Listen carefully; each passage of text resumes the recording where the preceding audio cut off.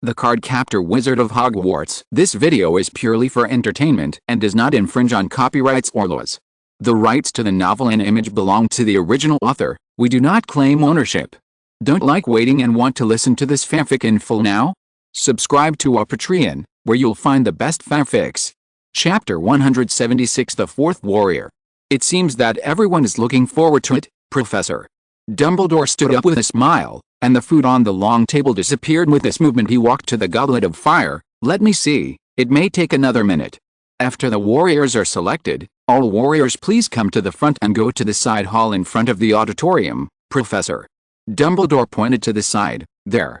You will receive instruction regarding the Triwizard Tournament. Time passed by, and under everyone's expectant eyes, the blue-white flame of the Goblet of Fire suddenly turned red, sparks constantly bursting out, and suddenly a tongue of fire sprang up, bringing out a piece of burned parchment. Professor Dumbledore grabbed the parchment, looked at it in his hand, and then looked at the Slytherin table with a smile. Durmstrang's champion, Victor Crumb. Applause and cheers rang out, and Cologne clapped and looked at Cedric.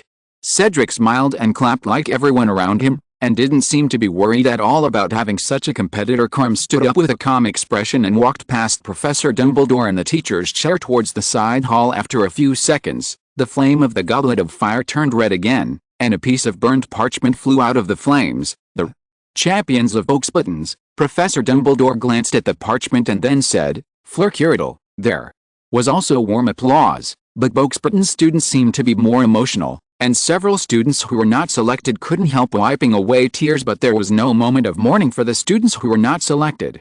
What came immediately was, next up are the Hogwarts warriors, Hufflepuffs. All looked at the Goblet of Fire expectantly. The flame turned red again. A small piece of parchment was grabbed by Professor Dumbledore and put into his hand for inspection. When Professor Dumbledore looked at the Hufflepuff table with a smile, everyone knew it, the champions of Hogwarts. Professor Dumbledore amplified his voice. Cedric Diggory. Oh, cheers! And applause erupted, and Adam even joined in the fun by taking out his wand and spraying a bunch of petals and ribbons from the top of the wand, but he controlled the direction so that Cedric would not walk into the side hall with his hut full of flowers. Okay, now our three warriors have been selected. The next thing everyone has to do is cheer for the warriors from their respective schools. I hope they will, Professor. Dumbledore's speech was interrupted by the sound of rising flames behind him. He turned his head, and red flames came into view, and a piece of charred parchment flew out, catching it almost subconsciously. Professor Dumbledore glanced at it and his eyes widened. His eyes quickly glanced around the teacher's chair, the long table below, and the side hall. Professor Dumbledore cleared his throat under everyone's gaze. Harry Potter, Professor. Dumbledore asked Harry to go to the side hall without expression, and then announced that the dinner was over and everyone could leave. The originally noisy and lively dinner ended in a strange atmosphere. Professor Dumbledore and the others entered the side hall one by one, while everyone else returned to the common room. Harry Potter must have cheated, Ernie said confidently, but how did he do it? The age line was drawn by Professor Dumbledore himself. No one can, eh? Hufflepuff said this and glanced at Adam. Wait, there seems to be someone here who can cheat the age line. It's not that everyone doubts that Adam will sign up Harry. As we all know, Cedric is also Adam's good friend, but since Adam can cheat the age line, maybe Harry can too. Back in the common room, everyone asked Adam how he hid the age line. Maybe Harry used the same method. Adam did not say how he hid the age line, but guessed, in Harry Potter's case, it was probably a confusion spell. Under everyone's gaze, Adam sat on the sofa and spoke. I don't know if you have noticed that the parchment with Harry Potter's name written on it does not have a corresponding school. You mean he used a confusion spell to fool the Goblet of Fire into thinking a fourth school had joined the competition? Senior Sister Vivian has graduated. The person who spoke was another female prefect, Diana. She twisted her fingers around her long golden hair and frowned. This makes sense. Only Harry Potter signed up for the fourth school. The Goblet of Fire had no choice, but does he really have the ability to do it? The Goblet of Fire shouldn't be so easily deceived, right? Otherwise Professor Dumbledore wouldn't use it to select warriors, not to mention the confusion curse is not that simple a spell. After returning to the dormitory, Eugene questioned Adam's guess. My words may be a bit blunt, but Potter doesn't look like someone who would learn to this extent, so the person who signed up Harry Potter may not be Harry. Adam paused before continuing, even, not necessarily a student, that? Fake Professor Moody? Is he here for Potter, ? Suddenly remembered the problematic Professor Moody that everyone had discussed before. Potter again, Bernard. Finished the remaining homework and stretched. Why does it seem like all the guys with evil intentions come to school because of him? Although I don't know exactly what happened in the first year, those inexplicable extra points at the end really make people think about it. Professor Quirrell is most likely the mastermind behind the scenes, and the mastermind behind the scenes has been there several times in Quidditch matches before. For Harry Potter, I heard that the second-year idiot Professor Lockhart also liked to pester Harry Potter every day to gain popularity, and the guy who secretly opened the Chamber of Secrets also put the blame on his head. There was nothing wrong with the third-year defense against the dark arts professor, but I heard that Sirius escaped from prison just for Harry Potter, and even broke into the Gryffindor common room for him now in the fourth year. Come again, is that Potter some kind of princess who is imprisoned in a castle, and waves of people come to rescue her? Summed it up for Bernard after recalling it, but it doesn't seem to be a bad thing for Potter this time. Uther was leaning on the folded quilt and reading a book. He raised his head and recalled, I saw his expression at that time, which was quite surprising. He'll soon run out of surprises. Adam shook his head. Indeed, you can tell by looking at everyone's expressions at that time. The people in Durmstrang and Boxburtons will think that Hogwarts is cheating, and the people in Hogwarts will think that he is cheating. After all, this is very Gryffindor a lot, isn't it? The lions must be cheering for his feet, but the others won't like it. Bernard took out a book from the cabinet, borrowed it from Professor Moody. Even some Gryffindors can't do it. He is so popular, how can he not make people jealous? But the contract of the Goblet of Fire prevents him from quitting to prove his innocence. Poor man. I say, just give him some truth serum. That's true, but I'm not just referring to other people's criticisms. Remember what Professor Dumbledore said, right? The Triwizard Tournament is not a child's play. People have died before. I hope he is prepared. Adam shook his head, picked up Zyok and CB and got into bed. Good night everyone. Chapter 177 Exploding Tail Snail. It turned out that Bernard was right. The next morning, when everyone was discussing the Triwizard Tournament, they were already cold to Harry, the guy who cheated to get a place. Even Cedric thought that Harry signed up by himself. After all, this is very Gryffindor, isn't it? Adam had no intention of persuading him. He and Harry were not very familiar with each other, and he had to explain the fake Professor Moody, which was too troublesome, yesterday. In the side hall, Bagman said that the first game would test courage. The first game is to get a golden egg from the dragon. Cedric was silent for a while, and began to wonder who is the one who received pre-match training yesterday, himself or Adam. Why did Adam know everything? But he didn't. Welsh green dragon, Swedish short-nosed dragon, Chinese fireball dragon and Hungarian horntail. The last one was urgently transferred after Harry was selected as a champion. You should randomly select one of them as your opponent. Adam poked the sausage on the plate with a fork. They are now deep in the Forbidden Forest, being raised by Professor Hagrid. I often go to the Forbidden Forest, so I know. Don't tell anyone. Last night he went to the Forbidden Forest for a walk. In addition to getting 4 dragons, he also got a few Pegasus of Boxburtons. I have to say that the horse is really fat, not really big. We secretly obtain information about the game like this. Isn't it a bit bad? Cedric's expression was a little subtle. This was his first time cheating. Come on, do you think the other 2 schools will follow the rules? Do you remember how Professor Hagrid dressed yesterday and the way he looked at Madame Maxime? Adam shook his head and sighed. Madame Maxime is trying to get Professor Hagrid to talk to her. If she just makes a move, Hagrid will tell her what the dragons have eaten these days. Besides, I saw Karkaroff in the Forbidden Forest, the despicable and cunning former Death Eater. Professor Karkaroff is a former Death Eater. That's not important. What's important is that you have to prepare well. Adam patted Cedric on the shoulder. As long as Cedric performs perfectly, even if the final Triwizard Tournament becomes a mess, even if Karkaroff and his team maliciously score, Cedric will still be the uncrowned champion. The Triwizard Tournament is on track, and there is a clue for learning time magic. The shops in Hogsmeade Village have also stabilized. It can be said that everything is going according to plan. If there was anything that surprised Adam, it was probably Mr. Hagrid's class. Ahem, students, We won't be teaching the life habits of thunderbirds in this class. Hagrid's clothes were torn by the explosion, and a piece of his beard was missing, but he still had a smile on his face. We'll have a practical exercise in this class. Practical exercise. Colognes. Eyes lit up. Did Professor Hagrid get a thunderbird? Thunderbirds are extremely proud magical animals, not so easy to raise, and their habitat is in America. Even Cologne has never really seen this legendary magical animal well. It can be seen that Professor Scamander is so valuable.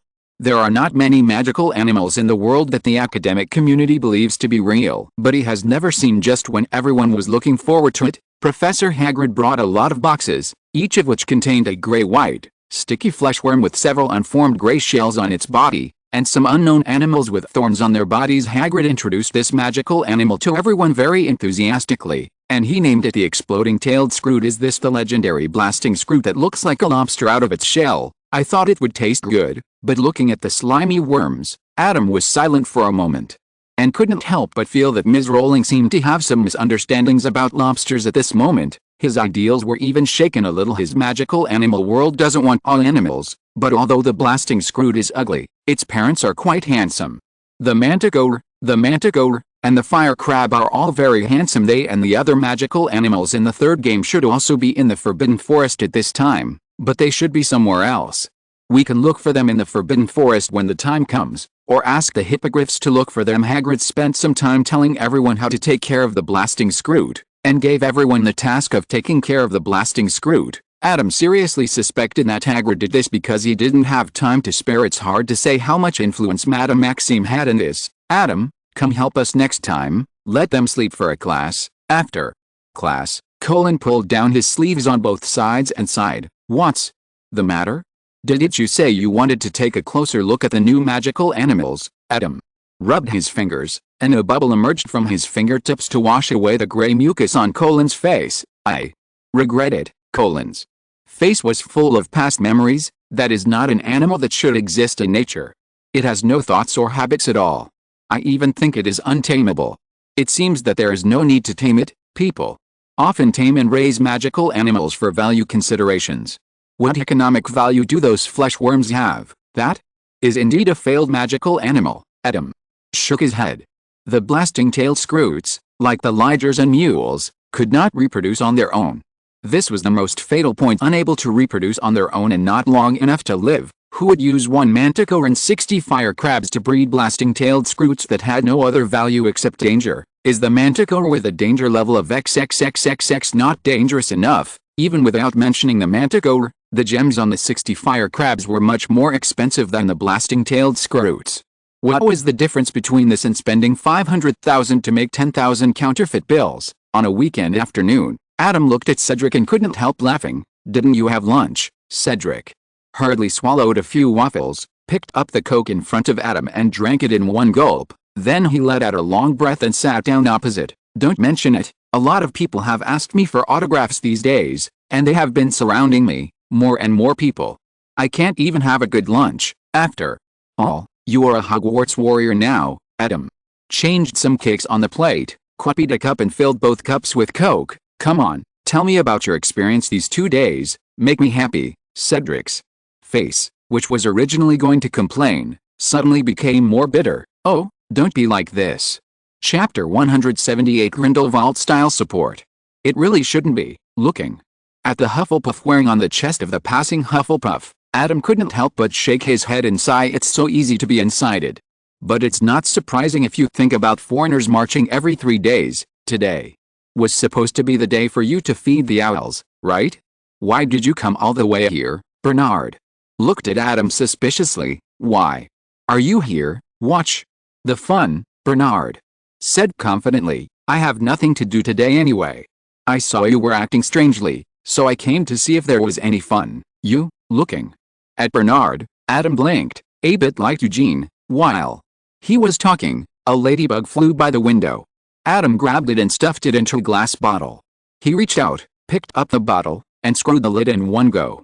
Rita Skeeter, who was just passing by, was locked up in the blink of an eye. I couldn't help but have a question mark pop up on my head. Look what I found. A wild ladybug. Adam raised his lips and flicked the glass bottle with his finger, causing Rita Skeeter, who was climbing up the glass to try to escape, to fall back to the bottom of the bottle. "You came here just to catch a ladybug." Bernard stared at the ladybug for a while, and found that although the ladybug was panicked, it didn't look like a normal ladybug would crawl around or fly around trying to escape. Instead, it stayed in place, seemingly thinking. Animagus. Adam looked at him again and sighed. "You really are a bit like Eugene, are there actually so many animagus?" Thinking of Uther, who had recently begun to practice animagus, Bernard shook his head and was still not interested. He preferred a head-on confrontation with real swords and guns. Real guns and cannons will do, too. "Who is this reporter from the Daily Prophet, Miss Rita Skeeter, am I right?" Adam looked at Rita Skeeter, who was pretending to be stupid and didn't say anything. He just took out another glass bottle and put it next to Rita Skeeter's glass bottle. Inside was densely packed layers of miniature Crosmis spider. "I wonder if spiders will eat ladybugs." "Well, Miss Rita Skeeter, we have a great time working together. Remember to take a solo photo of Cedric, a more handsome one." Adam waved goodbye to Rita Skeeter, who turned into Ladybug and walked away. "You went to all this trouble just to get her to report the truth." Bernard felt a little regretful. He was the gold medal reporter, writer and author of the best-selling newspaper in the wizarding world. If he could hold it in his hands, even though she seems to dare to make up anything, she can only do things within the rules. It's enough that she doesn't cause us any trouble. We can't expect more. Adam didn't care about the little voice channel. The Daily Prophet would be abolished after Voldemort came to power. Before that, she could only help with advertising. Did Adam need that little money? Rather than bothering with that, it would be better to start a newspaper yourself. Speaking of which, was that scene so terrifying? Bernard recalled how Rita Skeeter could not stand still after she returned to her human form, and her face and body were covered in sweat from fear. He was a little incomprehensible. "I'm just touching a spider through glass. Is it that scary? Do you want to experience it?" Seeing the familiar smile on Adam's face, Bernard was horrified. "Then forget it." Adam sighed with regret. Bernard was not very afraid of spiders, especially after eating the roasted acromantula, so he originally wanted Bernard to see the American cockroach that was enlarged to the size of a four-poster bed. The kind that can fly. It's a pity that Bernard was not brave enough to be fooled, so he backed down halfway. Seeing Adam's expression, Bernard felt more and more that he had made the right choice and quickly changed the topic. "Your tuck shop is also very popular among the students at Durmstrang and Bogsbuttons." After Adam stopped working as a teaching assistant, he continued to run the small shop, but Bernard and the others would also help him when they had nothing to do. Of course, Bernard noticed the new customers with special clothes. Yes, they also asked me if I would open branches in Germany and France. After actually getting along, Adam felt that the students at Bogsbuttons and Durmstrang were not much different from most students at Hogwarts. Both schools also had both male and female students, so, will you open a branch? Who can say for sure? Adam smiled slightly, hoping that the magic ministries of the two countries would not think of driving him away by then. A few weeks have passed in a hurry, and the first game of the Triwizard Tournament is approaching in a blink of an eye. "Are you ready?" Adam asked as he looked at Cedric, who was getting ready to go. "Of course, don't worry. With my strength, the best way to deal with the fire dragon is the eye disease spell, and I practiced it a few weeks in advance." When Cedric said this, he suddenly paused. "Speaking of which, Potter suddenly came to me and told me that the first trial was about the fire dragon. Maybe he really didn't cheat to sign up." Bernard shook his head. "That's not what you should consider now. Even if he is framed, I believe Professor Dumbledore will be more concerned about this matter. What you have to do is to prepare for your trial, and don't be caught on the first one." The fire dragon swallowed it. Adam saw Zhang-Chu looking here from a distance and smiled knowingly. "It seems we should run away, leaving you some time for the two of you. Let's have a big meal to celebrate after the first game is over, but if your score is too ugly, I won't call you. Then get ready to jump over the wall." Cedric tugged on his collar with both hands and said confidently, "From what you say, there shouldn't be any problems this time." On the way to the viewing venue, Eugene looked at Adam. "In the first game, it's very difficult to do tricks in front of everyone. Professor Dumbledore is also watching," Adam said pointedly. "Is that the second game?" The third game, Eugene fell into thinking, if you are not in front of others in the second game, it would be a good time to make a move.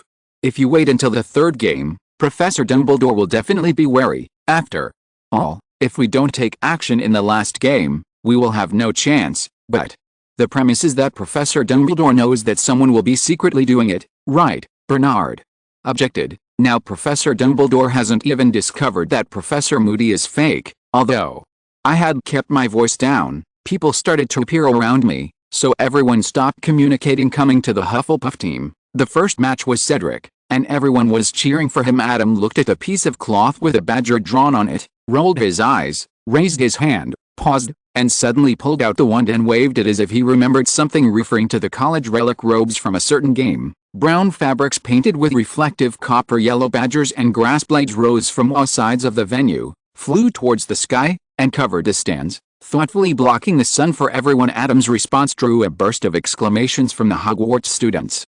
However, a certain old principal almost couldn't help but stand up when he saw it for the first time, and then immediately returned to the office to check if anyone had escaped. At the window of the principal's office, Grindelwald, who saw this scene through the glass, narrowed his eyes with interest. However, when he saw the little animal with its teeth and claws, he couldn't help showing a bit of displeasure on his face. Tisk. Chapter 179 Cedric and Number 039, S Tactics. Perhaps because he was informed of the 4 types of dragons in advance, or perhaps it was just good luck, Cedric faced an ordinary Welsh green dragon. As the name suggests, the ordinary Welsh green dragon is the weakest and most docile of the 4 types of dragons, but even so, it is a fire dragon, a creature with a danger level of XXXXX. When everyone saw Cedric stepping into the venue, they couldn't help but hold their breath. Don't worry, I've prepared some protection measures for Cedric. He remembered that Cedric seemed to have been burned in this level. While he was cheering and hugging just now, he pasted a few talismans on Cedric, and used the card puller to penetrate the code and stick it directly on the shirt. Cedric would not take off his coat on the spot if he found it. Adam had no psychological burden of cheating at all. He just made some preparations for the possibility that Cedric might be injured. It's not like he would secretly attack the dragon now.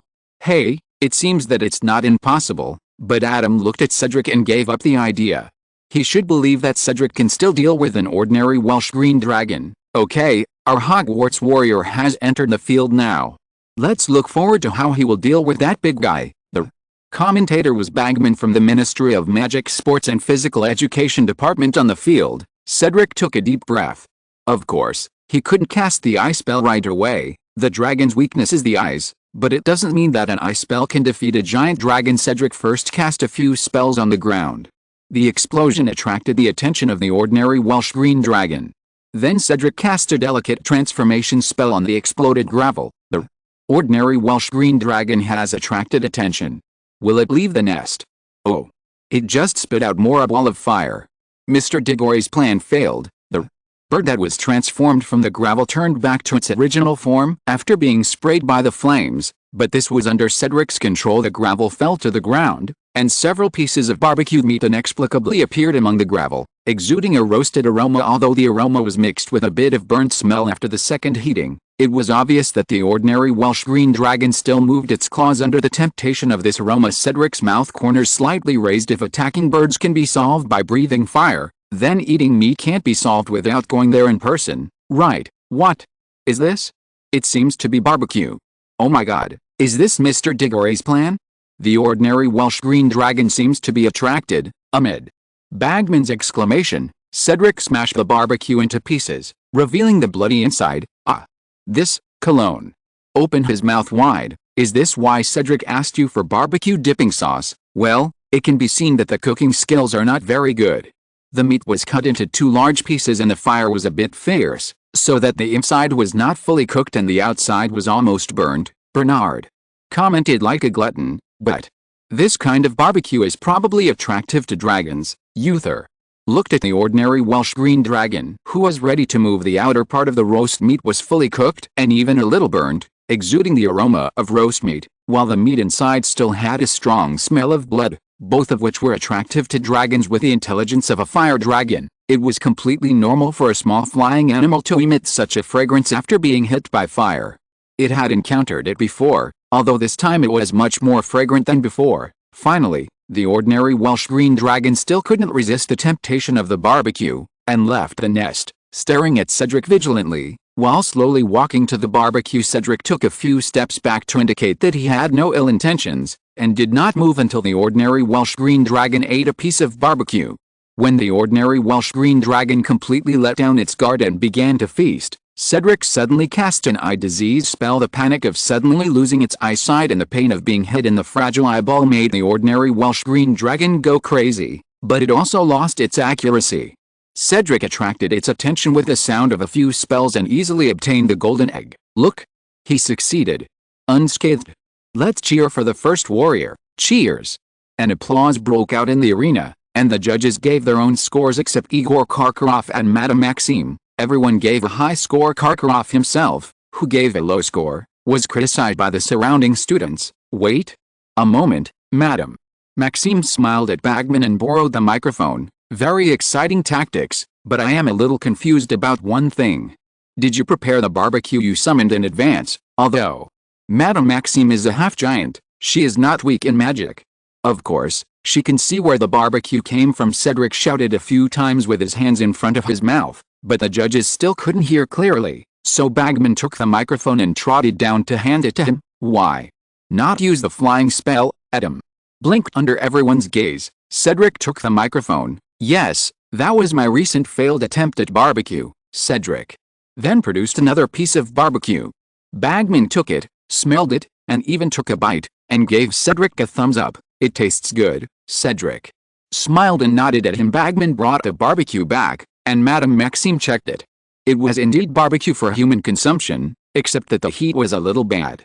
There were no other ingredients in it, and there was no sign that it was specially prepared in advance to deal with the dragon. Thank you, I'm fine, Madame Maxime raised her wand, and a 10 appeared on the tip of the wand. Let's go see Cedric, and then prepare the ingredients for the celebration. Adam stood up and waved away the cheers in the air. Aren't there 3 more games? Cologne glanced at Furin, who was about to play. That has nothing to do with us. At the tent of the heroes who finished the game, Zhang Chu had already arrived, and smiled slightly when he saw Adam and the others coming. I did a good job, didn't I? Cedric raised the golden egg in his hand. Adam and the others all gave a thumbs up. Using barbecue to attract fire dragons, it's amazing that you can think of it, Bernard sighed. Cedric smiled happily. I also want to thank Adam for the seasoning. I also saw the banner in the sky just now. It should be Adam who made it. Oh, right. Cedric suddenly remembered something, took off his coat, touched his back with his backhand, and took off a few yellow papers. Just now I felt something strange on my back. What are these? This is a specialty of China, called a talisman. People over there will use this to cast spells. Fu? The one posted during the New Year. No, I don't agree with homophones. Adam pointed to the talismans in Cedric's hand, which were the Wu Dingcation talisman, the Yellow Turban Lishi talisman, the Shangsing talisman, and the Jingguang talisman. These talismans can increase a person's strength, defense, and speed, and can also generate a layer of protection. They will only be activated when you are in danger. Well, Adam will activate these talismans when Cedric is in danger. It's just that Adam is omitted. No problem, isn't this considered cheating? Cologne was a little surprised. Of course not. Talismans are just magic props, just like wands and broomsticks. How can it be considered cheating? The classic rule of the wizarding world, it is not considered cheating as long as you are not caught. Chapter 180: The Disadvantages of Loving Cards. The day after the first game, Adam and his friends held a small celebration banquet. Zhang Chu and her bestie went shopping and didn't come, so Cedric planned to celebrate privately with them later. The second game is about the Black Lake, and you have to save people from the mermaids. Adam took a sip of the soup and continued, put the golden egg in the water, and you will find that the ghost howling has become a normal sound. Ahem, perhaps because he was scalded, Cedric was choked by the soup. He coughed several times to suppress the discomfort in his throat, and looked at Adam in astonishment. How did you know this? Didn't I mention it? I have a good relationship with the residents of the Black Lake. Adam shrugged his shoulders. Languages still need to be used to learn faster. He can practice snake language with basilisks, and he found a French wizard in the contact book to practice French. Of course, He has to practice mermaid language with mermaids. You never told us this. Not only Cedric was surprised, but also his roommates. Oh, now you know. Adam waved his hand. That's not important. The mermaid said that Professor Dumbledore has contacted them. When the time comes, they will tie people up next to their homes and wait for you to rescue them. Can you swim? Yes. It took Cedric some time to accept Adam's wide circle of friends. It's nothing that he has friends all over Hogwarts. Adam, who can expand his social circle to the Forbidden Forest and the Black Lake, is the real light of Hufflepuff. That's easy. Find some Saccharis. Of course, it would be better if you can cast the head bubbling spell. The taste of Saccharis is hard to describe. I can also cast the head bubbling spell, but I can practice it again during this period to avoid accidents. Cedric nodded. Well, that's fine. I'll say hello to the mermaids then. They won't hurt you, but you have to pretend and don't let yourself get caught. Okay? Cedric nodded again. He didn't expect to be promoted to the second round of the Triwizard Tournament. Was it the same for everyone before? By the way, how did you get involved with the mermaids? At first, I asked Professor Dumbledore to learn the mermaid language and practiced with him. Later, we got familiar with each other, being allowed to live in the Black Lake. These mermaids were not bad in character. They were also very curious to find that a little wizard would come to chat with them. Before the second trial, the Christmas ball came to Hogwarts first. Have you all chosen your dance partners? During the break in the study of time magic, Adam looked at his roommates while petting the cat. How can it be so fast? Professor McGonagall only informed us about the dance on Tuesday. Cologne sighed, and then found that everyone's expressions were a little subtle. You can't all. Cologne, it's been almost 3 days. You still haven't found a dance partner?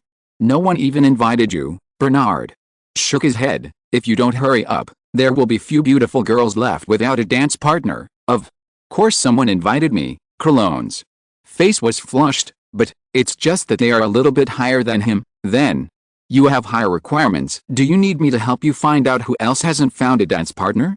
I know a lot of female classmates. I can ask them to help. Ask. Uther spoke silently. Who did you choose as a dance partner? Eugene looked at Adam. Well, I chose Jing. Didn't you say before that you considered choosing who? Adam raised his head from the soft fur on Sibby's belly and said, although Hoo likes to dance, she doesn't know how to dance ballroom dance. She is better at waltz and Sophie dance. I am actually a novice in ballroom dance. We gave up after practicing a few times. In comparison, Jing is a more suitable choice for me. As long as the mirror image is flipped twice, his and Jing's movements will be exactly the same. Although it looks a bit strange to have the same male and female steps, at least they won't step on each other. As for the problem of strange dance steps, he didn't lead the dance, so he just joined in the fun at the edge of the dance floor. Adam didn't expect that. He didn't look for fun, but fun came to him. Hello, I heard that those sumptuous dinners before were also prepared by you. Is that true? Adam turned his head and frowned. The person who came was Furin, but this was not the point. The point was that Furin cast a magic on him, the magic of the Vila. Sorry, is it again? My grandmother is a Vila. I have never been able to control it well. Finding that Adam's expression was wrong, Fleur sighed, apologetic, but Adam, who was good at legitimacy, did not see a trace of sincerity in her eyes. Then, I suggest Miss Fleur to practice this ability before going out, so as not to cause trouble to others. Fleur's expression was almost unbearable. What's wrong with this person? Even if her magic didn't work, didn't she look good enough? How could you say such rude words to a beautiful lady? But Fleur still managed to maintain a smile. Okay, I will practice harder when I go back. By the way, do you have a partner for the Christmas dance? I already have a partner. That's really a pity. I wonder, would you like to change your dance partner?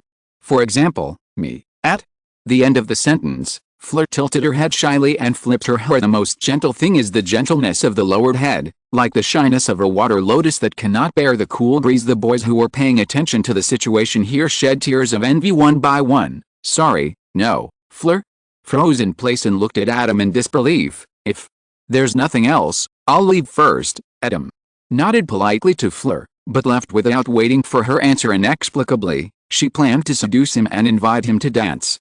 It was definitely not a good thing. If this was not Hogwarts, Adam would definitely have used the divine sword and thunder control technique in his back, and Fleur, whose invitation failed, stood there for a while and turned around angrily. After seeing Adam's back, she couldn't help but blush on her cheeks although he was rejected. But this guy is quite dedicated. Back in the dormitory, Adam mentioned this inexplicable thing, and the roommates fell into silence.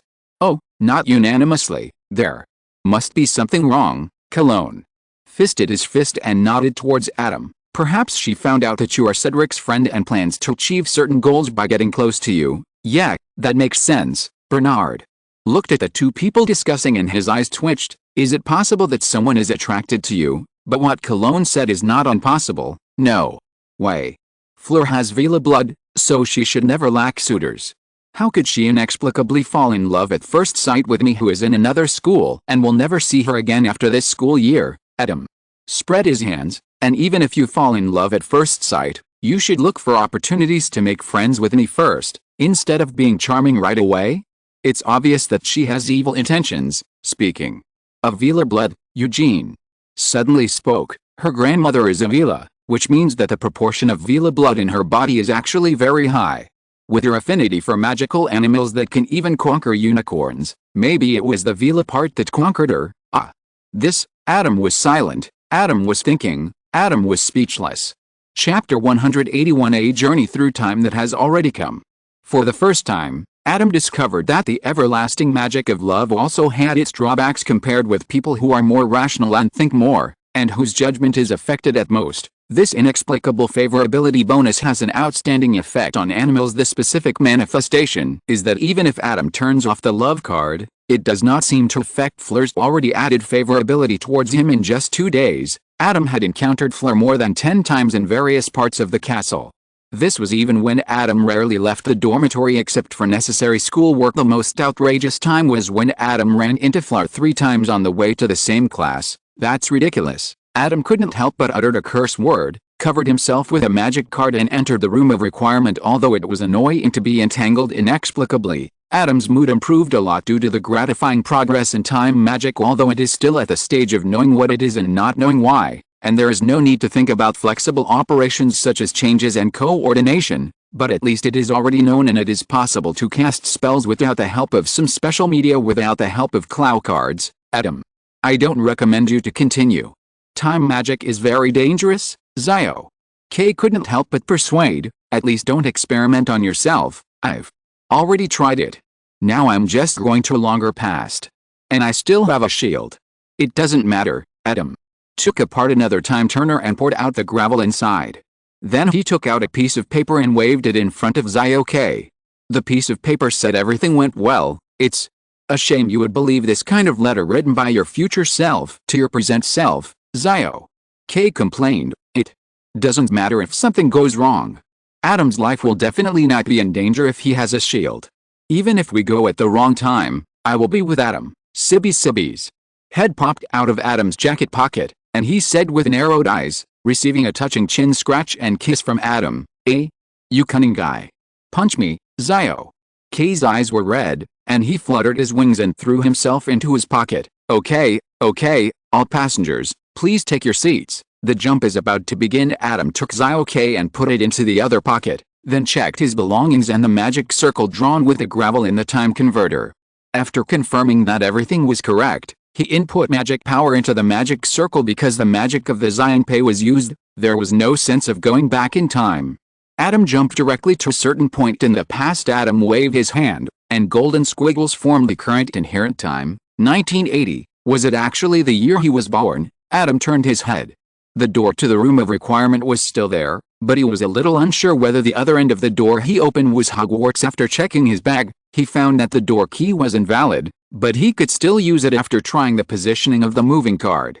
As long as the magic of the moving card was cancelled, he could go back to the time he came from. Perfect. If you jump to an earlier time in the future, you might be able to hide and watch a live version of Fantastic Beasts and Where to Find Them. As the saying goes, it has come and gone. And Adam didn't want to go back so early. Putting on a gray cloak and transforming into Gandalf, Adam strolled through the streets of Diagon Alley. If we didn't say that the wizarding world is developing slowly, Diagon Alley would look the same as it would in more than 10 years. If there is any difference, It's probably that everyone looks in a hurry and doesn't have a smile on their face. After all, it should still be during the reign of Voldemort, but it won't be long. Adams. Footsteps paused at this time. Voldemort has not been arrested, and the Death Eaters have not been imprisoned. Right, take me to my vault. At the Gringotts counter, Bellatrix looked arrogantly at the goblin in front of her. The goblin was about to reach out and ask for the key when he saw the mad woman in front of him leaning forward and approaching him. Immediately. I am executing the master's order. If I am delayed because of you, PLZ. Follow me. The goblin jumped down from the high stool and trotted to lead the way for Adam. Ahem. Verifying identity is not that important. Anyway, the other party will always take out the key when you arrive at the door of the vault. The goblins can negotiate terms with the Ministry of Magic through rebellion, but if they change the target to Voldemort, they will only get one Avada Kedavra for each person after getting off the minecart. Adam raised his hand and used a handful of sleeping powder to put the goblin into baby-like sleep. When he came to the vault, Adam looked at the door, raised his hand and snapped his fingers. In addition to blocking, the ingot card can also open locks. No matter how many mechanisms and magic the treasury door has, it can be collectively referred to as a lock in the Clow card. So, the vault door opened in response. Helga.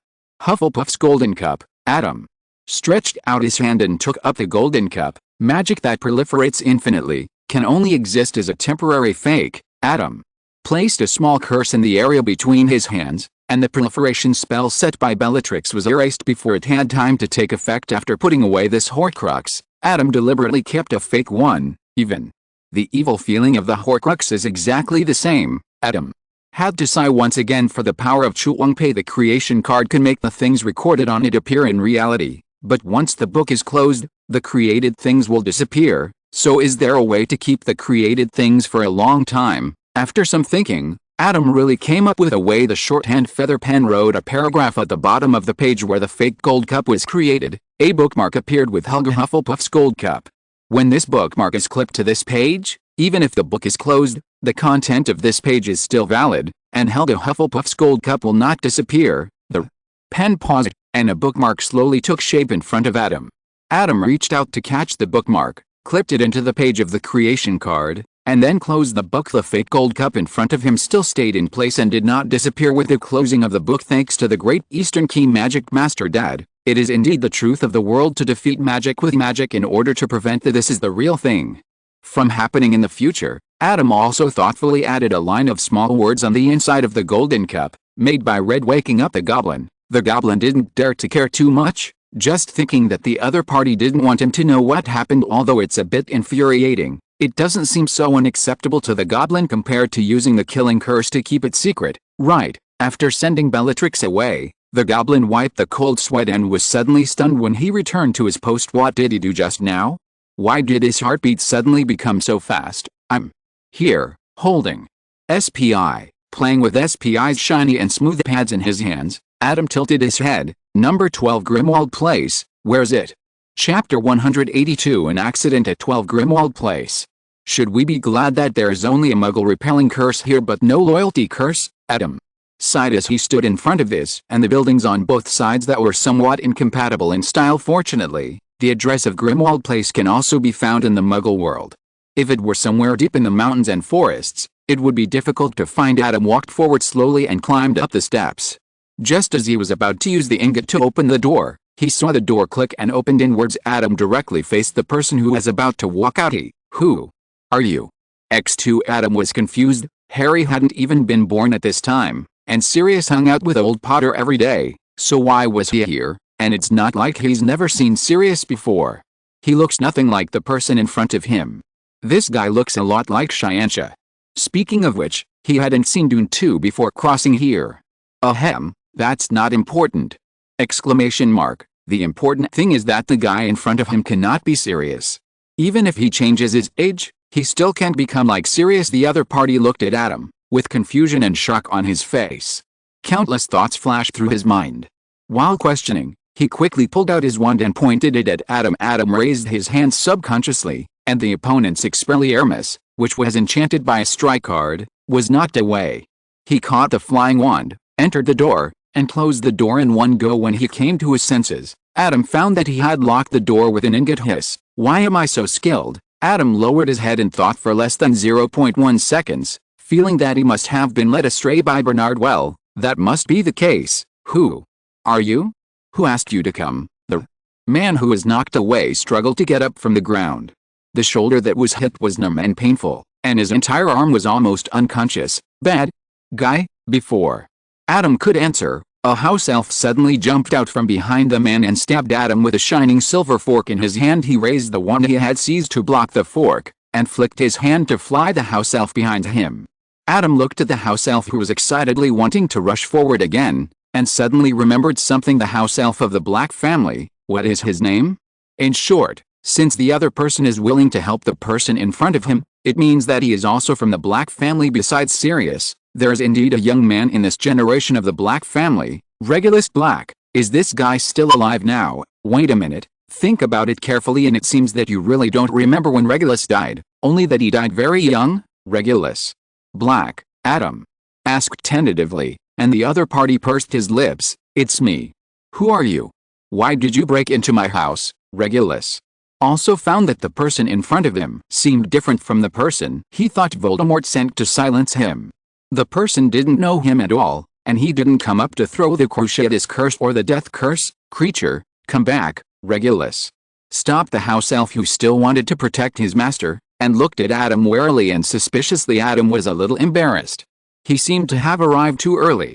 How about deleting the memory of the family raising elves in front of him and pretending that nothing happened? At this moment, Adam's eyes caught sight of Regulus' hand subconsciously behind his back and the corner of the box exposed from the side of his leg, etc. The scene just now appeared in Adam's memory. In the situation just now, Regulus was walking in front holding the box, and the house elf was following behind, as if he was about to go out. Could it be that it was such a coincidence that he came on the day Regulus was about to die? Regulus was shocked when he noticed the focus of Adam's gaze. Before Regulus could do anything, Adam waved, and a force was directly exerted on the box and flew in Adam's direction. Regulus gritted his teeth. Apparition is disabled. Regulus gritted his teeth again. Can't pull it. When the box fell into Adam's hands, Regulus still held on to the other end of the box and refused to let go. Here.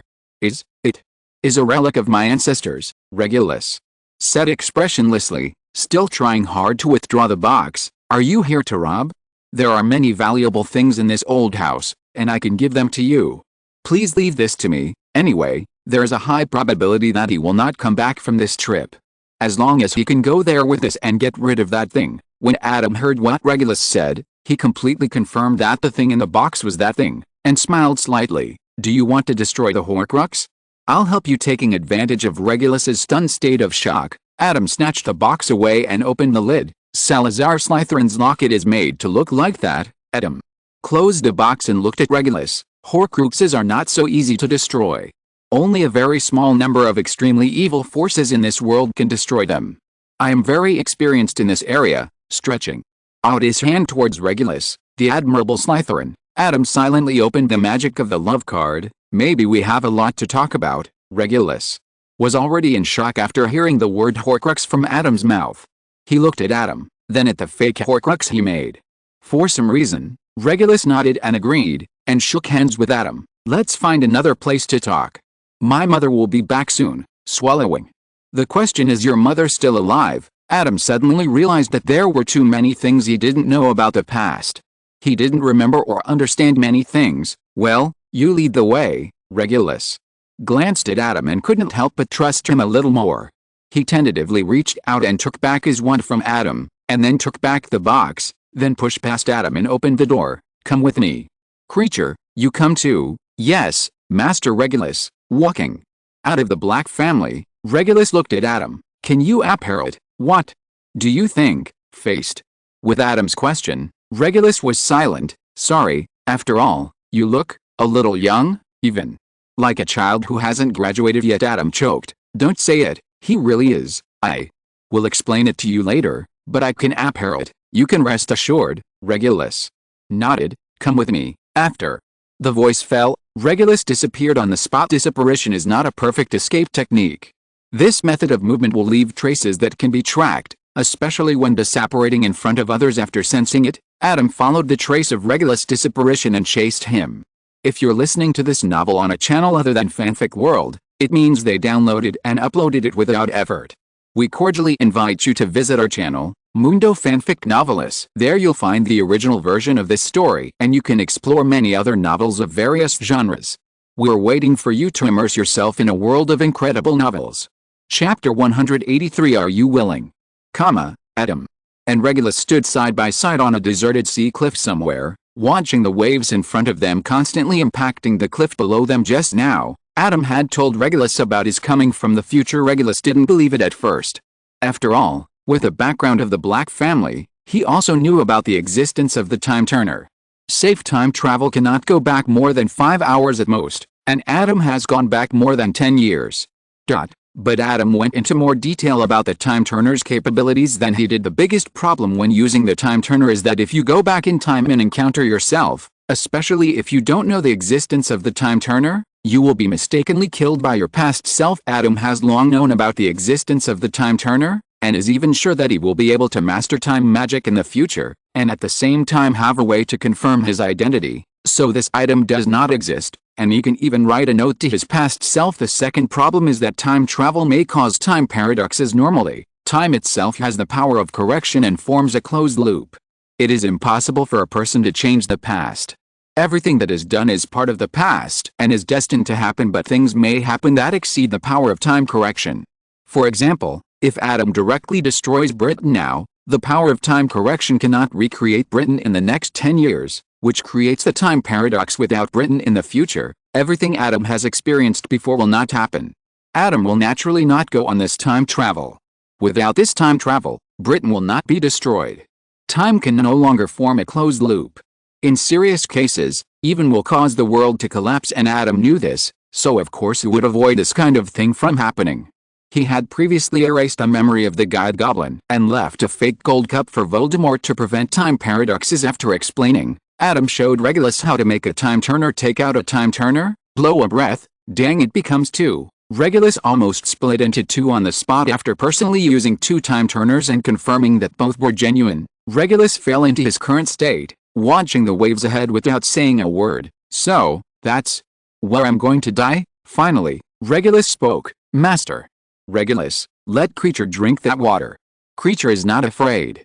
Creature has already drank it. Hearing Creature's words, Regulus turned and smiled at him, but did not respond. One of the reasons why our Regulus believed it was that the place in Adam's description, a place that only Voldemort and Creature should have known, was confirmed by Creature to be exactly what he said. I originally wanted to take away Slytherin's locket, but since I met you, maybe it was fate. Adam looked at Regulus. I can save you. Regulus looked at the Titan, shook his head. If you save me, time will change.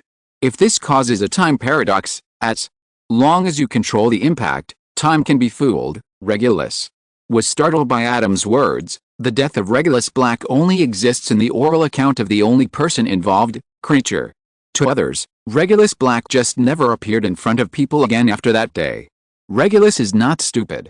As a Slytherin who is good at finding loopholes in rules to make profits, he thought of a way after Adam finished speaking. So I just need to hide. This is a way, but you must ensure that you will not be discovered by anyone during this period, including Creature. Regardless of the frowning Regulus, Adam looked at Creature. If you want Regulus to fool time to avoid death, this memory of yours needs to be erased, and you must experience it according to the description from your future self. As long as it keeps Master Regulus alive, Creature can do anything. Although Creature didn't understand it very well, it was enough for him to know that Master Regulus could be saved from death. You just said this is one method. Does that mean there are other methods? Regulus just thought about it.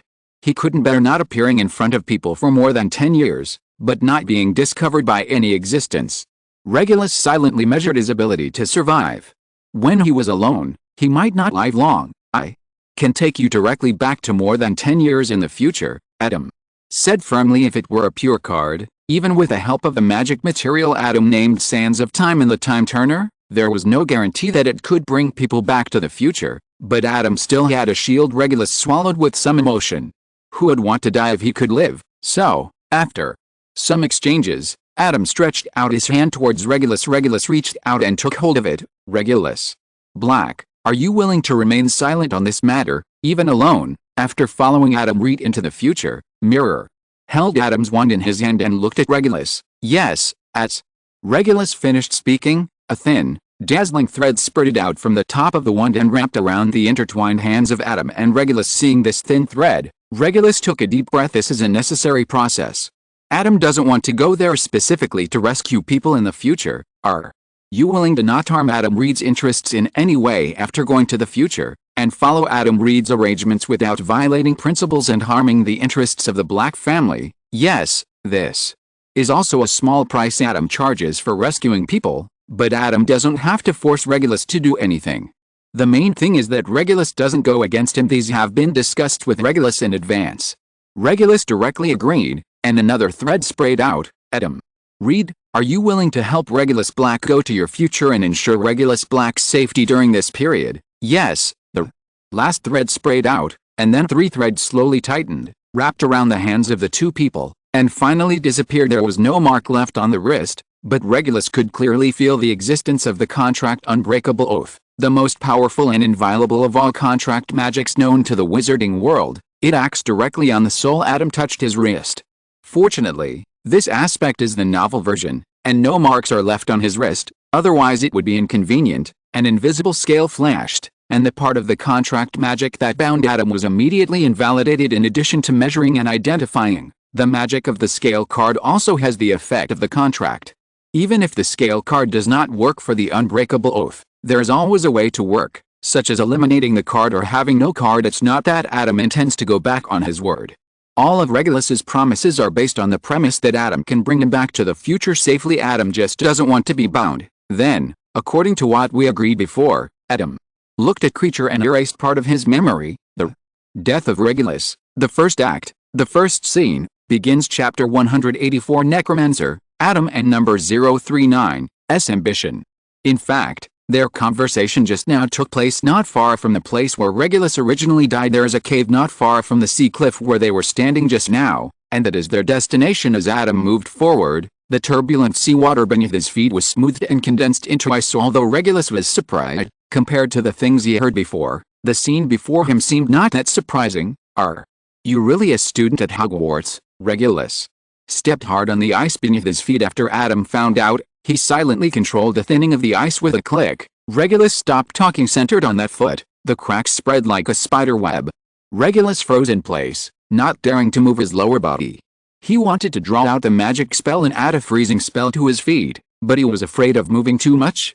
Big, let yourself fall. Why not to sap Harold? As Adam refroze the water, the cracks disappeared little by little. You can't sap it here, or wizards can't. Regulus realized that he had been tricked and glared at Adam. Furthermore, apparating requires extreme concentration, otherwise it is likely to lead to disintegration, which is even more terrifying than falling into the sea. That's true. Adam nodded and looked towards the cave ahead. Let's go. Entering the cave, they came to a stone wall, where a creature was stopping, talking nonchalantly. He is currently immersed in the script of the death of Regulus written by Adam using the Trend card. It seems that certain conditions need to be met before it can be opened. Regulus looked at the stone wall and said, given the mysterious man's character, this is probably some kind of magic, black magic.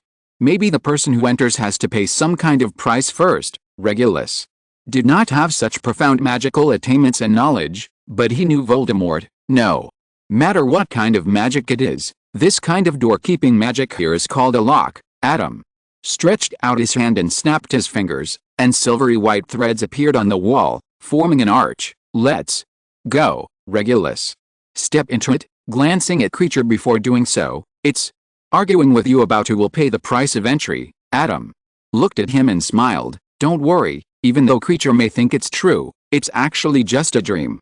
I promise that no one or house elf will be harmed during the filming process. Regulus smiled in relief and followed Adam's pace. It was pitch dark inside the cave, and Adam shed a spot of light, illuminating the large lake in front of him. Creature mentioned before that things are in the center of the lake, and they took a boat there. Regulus eyes roamed around the lake, but he couldn't find a boat in Clee's mouth. Did Voldemort destroy the ship? No, the boat is in the lake. Adam could see the chains that were magically invisible, but we don't use that. With that said, Adam took steps directly towards the center of the lake, and the lake water under his feet was frozen into a lump of ice. Regulus was stunned. He thought that this lake would not freeze so easily. In fact, this is indeed the case. The cost of freezing this lake is much greater than freezing the seawater, but for Adam, who has the magic stone in hand, the magic he has learned does not matter how much it consumes. Just as Regulus was about to stretch out his foot, he saw a gray hand reaching out from the lake and grabbing Adam's ankle. He couldn't help but scream, "Watch your step, Adam!" Lowered his head, but it was already too late. The inferi had already grabbed his ankle. Well, too late, for the inferi Adam's shield was always on. How could the inferi catch him if he didn't want to? With a strong kick, Adam directly kicked the inferi out of the lake, and Adam stretched out his hand to strangle it by the neck. It looks a little ugly, but Adam stared at the magic power on the inferi and frowned slowly. It is indeed a type of magic that I have never known before. The magic that creates and controls the inferi is strictly necromancy, playing with dead souls and manipulating corpses. In another sense, the flesh and bones of the living dead is the famous natural disaster of the undead in the Western fantasy world. However, even Riddle, who uses dark magic, has not dabbled in this aspect. No, Clow Riddle himself may still be aware of this, but it's not surprising that he didn't make related Clow cards when he made them. Adam has an extra Adam card in his hand. On the card is a young man wearing white clothes, stepping onto the shore from the black water. The word below the card is Jing. The purification card is an Adam card that Adam made by himself through in-depth study of the impurity removal spell over the years. Its effect is to purify things that Adam considers to be impurities, or even certain concepts, without harming others, unlike the elimination card, which can only eliminate actual existing energy and objects, and the no card, which can erase concepts but will also erase the objects carrying the concept. The net card is undoubtedly a card whose effect is independent of the Clow card. Exclamation mark. Although the production of several Adam cards such as the hate card has not been progressing well, the existence of the net card has proved that it is feasible to make Adam cards by oneself. So, Adam looked at the inferi in his hand, silently copied one, shrunk it, and put it into a glass bottle. Can he also research the Adam card corresponding to necromancy magic? Dead card? Death card? Joker card? Corpse card?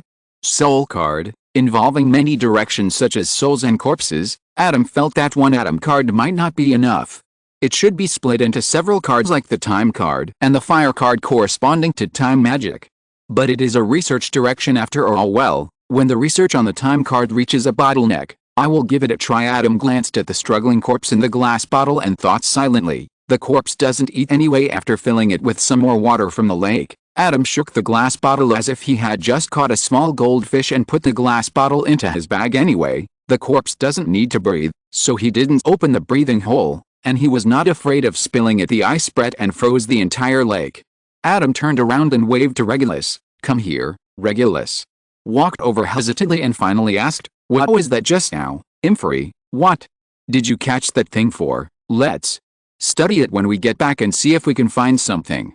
Although the inferi looks good, it is afraid of light and heat. The real undead natural disaster should not have such defects. Adam touched his chin and was about to enter the research state again, but he immediately came back to his senses. "Forget it, let's wait until we get back and take the Horcrux first." Regulus suddenly realized that his previous decision was a bit hasty.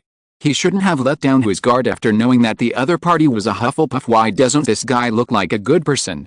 Chapter 185. It's broken. I got the real thing.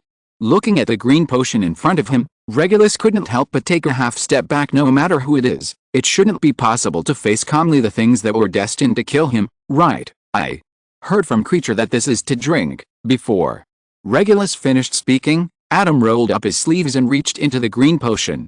After groping for a while, he took out a box that looked a little different from what Regulus had prepared. "Change the things inside, and then put this box back." Adam opened the box, took out the real Horcrux inside, and held the box towards Regulus. "Just put it in directly." When Regulus was about to reach out to take the box, Adam's hand holding the box shrank. "Don't drink the potion directly. There are powerful curses on this box and the potion. Well, it feels a little familiar, like one of the ones I encountered last time at the old house in Gund." Hiss. This sentence contains a lot of information. Regulus opened his mouth, hesitated for a while, and finally said nothing. He silently took out the fake Horcrux and suicide note he had prepared. Looking at the suicide note he wrote, Regulus's cheeks flushed, risking one's own death or something. It seems that it is no longer necessary. Put it in together. Adam glanced at the suicide note and raised his chin. It is an accident that you are alive now. You were undoubtedly prepared to die before, and you probably can continue to use the identity of Regulus Black. After traveling through time, Regulus's appearance will be half a generation worse than his original peers. If he continues to use the identity of Regulus, it will cause a lot of trouble. Okay, Regulus.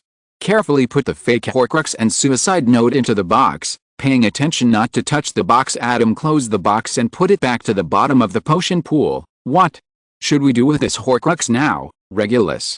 Remembered that Adam said that only a very small number of extremely evil forces in this world can destroy Horcruxes. It's done. Adam rubbed his thumb on the locket, and the magic of the cleansing card directly wiped out Voldemort's soul fragments. The locket, like the gold cup, only had the pure attributes of the Founder's Relic. If this was when Voldemort had just created the first Horcrux, he would never be so careless, but now it's different. Voldemort's soul, who has already made multiple Horcruxes, has long been riddled with holes. He can neither sense the specific location of his Horcruxes nor detect that his Horcruxes have been destroyed. Regulus looked at the locket and then at Adam. He felt that Adam was joking with him, but there was no evidence. It's really done. Do you want to feel it? By the way, you are also a student of Slytherin, right? This is the relic of Slytherin himself, Regulus. I'm a little moved reaching out to take the locket, and after checking it over and over again, Regulus had to admit that this Founder's Relic seemed to be no longer a Horcrux. Regulus' eyes gradually became subtle when he looked at Adam. So, an extremely evil force. Adam saw something in Regulus' eyes, and his eyelids couldn't help but twitch. That's under normal circumstances. Only evil forces like Fiend Fire and Basilisk Venom can destroy Horcruxes. I used a special method. Adam smacked his lips. This kind of magic can remove a specific part of things, such as bones, fur, and internal organs. Very convenient. Regulus' eyes gradually became horrified. Adam, who came back to his senses from the memories of the feast, found that his words seemed to be ambiguous. For a moment, he didn't know what to say. Adam, who felt that he was getting worse and worse, silently took out a can of pickled boneless chicken feet. Want one? Regulus originally refused to eat such a dirty part as chicken feet, but Adam strongly requested it, so Regulus pinched his nose and took a bite. Then, crunch. Adam, crunch. When are we going to the future? Crunch. Regulus was happily chewing a can of chicken feet, and he didn't even notice that the marinade was all over his hands. Wipe your hands. We'll leave now. Adam sighed. You stay here first. I'll prepare daily necessities for you. Adam took Regulus to a safe house. You stay here for a few days. Don't go out these days, and we'll discuss the details during the Christmas holiday. Okay, Regulus then remembered that Adam was still a student at Hogwarts. Thinking of this, Regulus graduated Black couldn't help but raise his hand to touch Adam's head, but under Adam's death gaze, he silently changed the point of his hand halfway and scratched his hair. By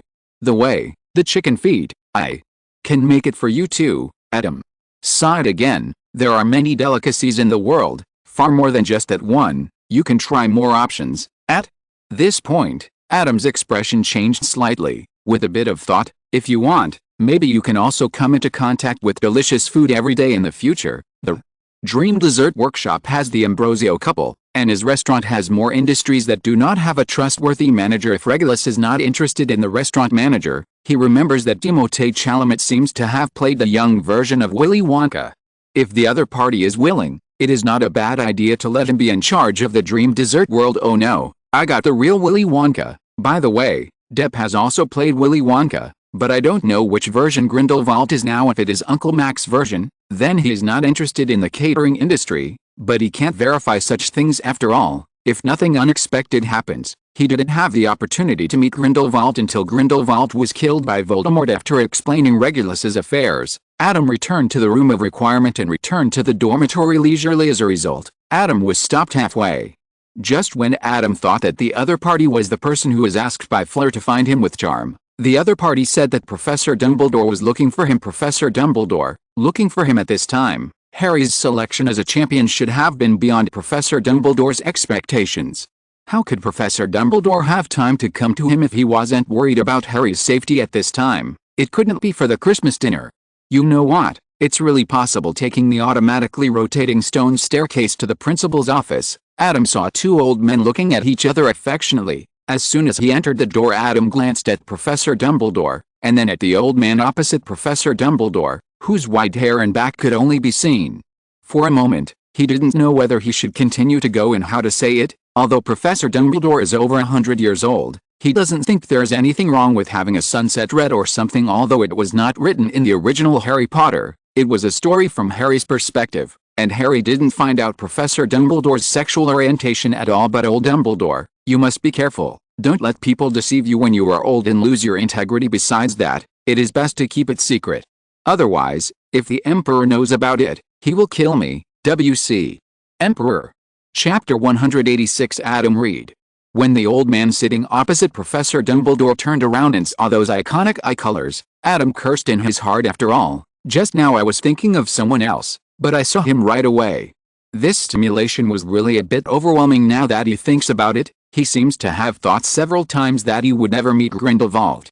When Adam recalled it, he suddenly felt that he had unknowingly become an old general on the stage. In shock, the small cakes that Adam had brought down fell to the ground. Professor Dumbledore, who had been staring at Grindelwald just now, saw this scene and frowned in heartache. What a great red velvet cake! The parts that didn't touch the ground should still be edible. Adam glanced at the old man, who was 90% suspicious of Grindelwald, and then at Professor Dumbledore, with a slightly subtle expression. So, the extra 3 meals before, Jinwu Zhengjio, August, Principal, this building was renamed Nurmengard. Adam, come here, I have something I want to talk to you about, Professor.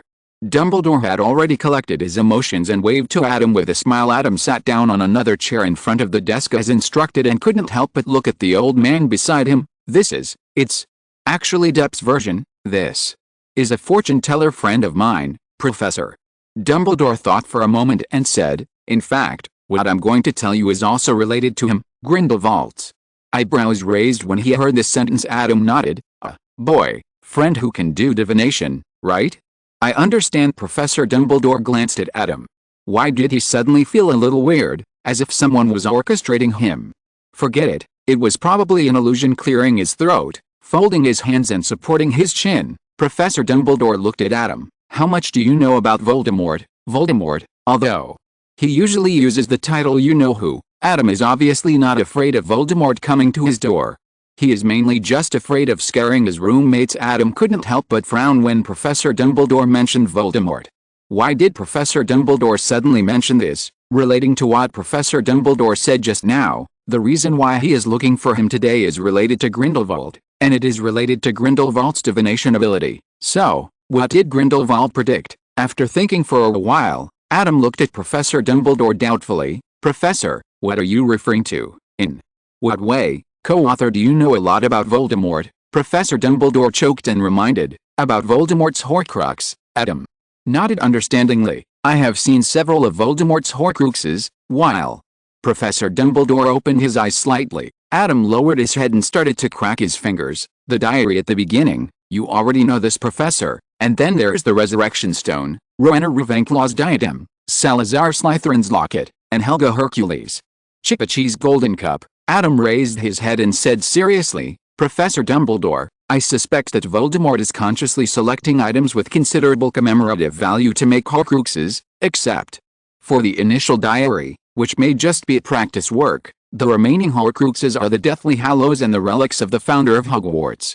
I have reason to suspect that the remaining 2 pieces of the Deathly Hallows also contain Godric Gryffinder's relics were also made into Horcruxes. That's impossible, Professor. Dumbledore subconsciously shook his head in denial. Why do you say that, Adam's doubtful eyes immediately fell on Professor Dumbledore. Because I have received accurate information that Voldemort's soul can only withstand being split 7 times at most. If the 8th Horcrux is made, Voldemort's soul will be completely shattered and become an unconscious remnant soul. Is that so? Adam secretly glanced at Grindelwald in surprise. This was a good thing. At least he didn't have to worry about Voldemort having other backup plans. But a character cannot be lost. 7? 1, 2, 3. Then I have only destroyed 5 Horcruxes now. There are still 2 more. I suspect. Let's discuss this matter next time, Professor. Dumbledore glanced at Grindelwald and secretly thought that this conversation should not be held in front of Grindelwald. Grindelwald's mind is still too dark. How could a good student like Adam be the one plotting secretly? As for the other party's divination and found that Adam had destroyed many of Voldemort's Horcruxes, but the other party didn't say anything, so what? Didn't Adam say that last time when he destroyed the Chamber of Secrets and found Voldemort's first Horcrux? It was through Harry that they learned the news. Now that he asked, Adam also told them without any concealment. Adam is such a person who does not seek fame and wealth. Just like Newt back then. Professor Dumbledore's eyes showed a bit of nostalgia. The corners of Grindelwald's eyes twitched fiercely, and he looked at Adam with an evil look. I still have a questions. Adam, did you just say that Rowena Ravenclaw's diadem was also a Horcrux, Professor? Dumbledore interrupted Grindelwald's question and looked at Adam Red with a loving expression. But, I have checked before, that's because I found a way to erase Voldemort's soul fragments without destroying the carrier. After all, the diadem left by Ms. Ravenclaw has special meaning to Hogwarts, Professor. Dumbledore nodded with deep understanding. Although Gryffindor's sword was not lost, his love for Hogwarts was indistinguishable. In fact, this is indeed the case in the original work. Although the extra points given to Harry and the others without explaining the reasons make people feel a little unfair, there is generally no problem. After all, Harry did what he did, and 10 lives would not be enough for another person. Professor Dumbledore also cared about students from other colleges. The original Draco was just a coward in not attacking Professor Dumbledore. He survived simply because Professor Dumbledore was willing to believe that he could be defeated until his death. Love inspires just by changing ownership of an Elder Wand. Professor Dumbledore hides so many options at his disposal. If Professor Dumbledore has a little prejudice against Slytherin, for example, evil Malfoy brat, Draco was dead in a matter of minutes. So, those other Horcruxes, according to what Adam said, doesn't it mean that the relics of the 4 founders can now be returned to Hogwarts?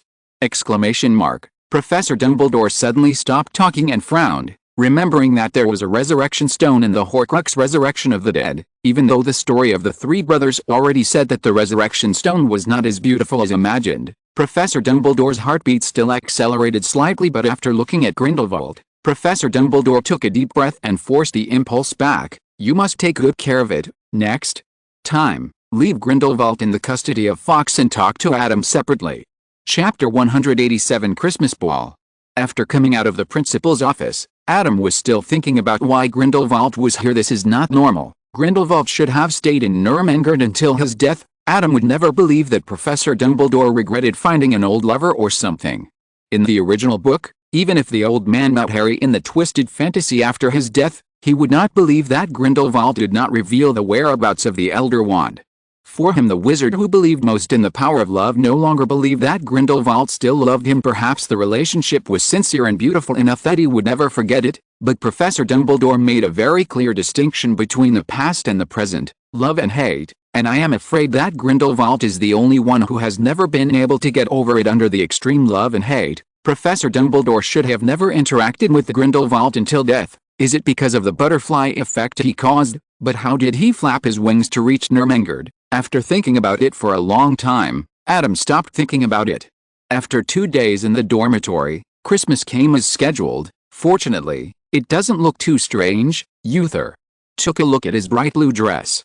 It didn't seem to be much different from everyone else's style, so he breathed a sigh of relief. Don't you feel embarrassed? Adam rubbed his chin and looked at Bernard's white dress. Really? No, this one is handmade and perfectly fits the body shape. Bernard touched the gown. Wasn't he stretched out? It's only been half a year since he ordered this dress.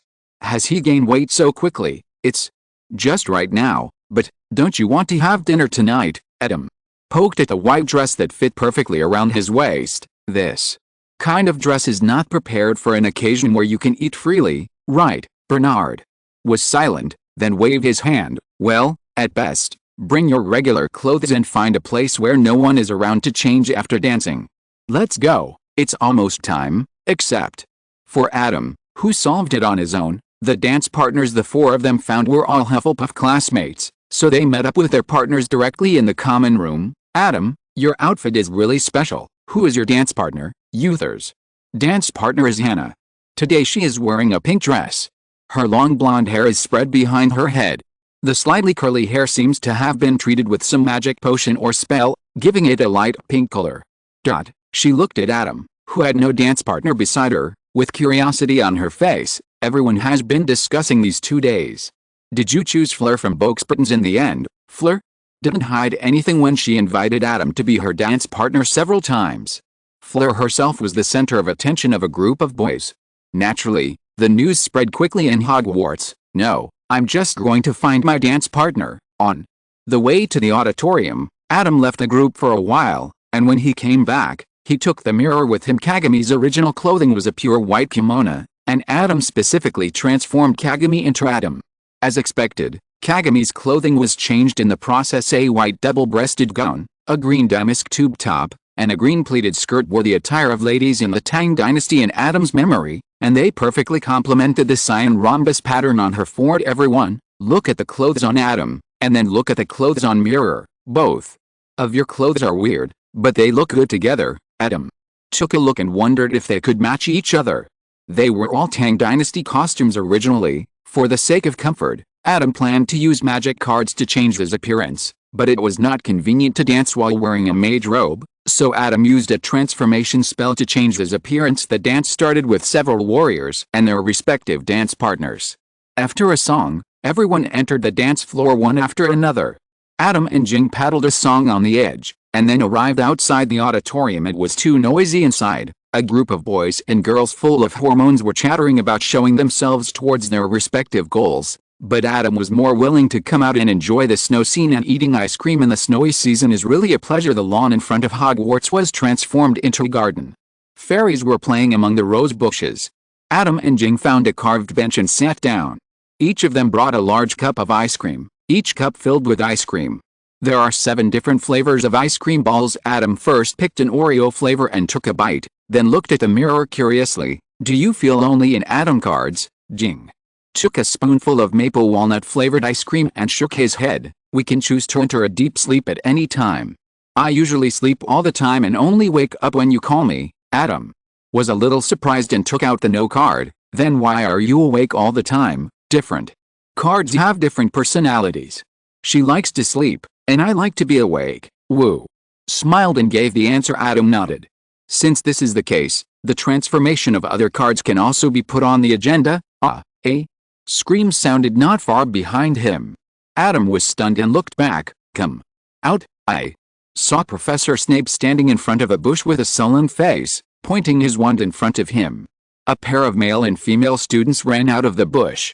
They were the ones who screamed just now. 20 points from Gryffindor. Professor Snape looked at their backs and said fiercely, turning his head. Professor Snape saw Adam and the others and frowned. Who are you? Walking closer, Professor Snape stared into the mirror and said although the other students didn't know Jing, there were always people they didn't know in the school.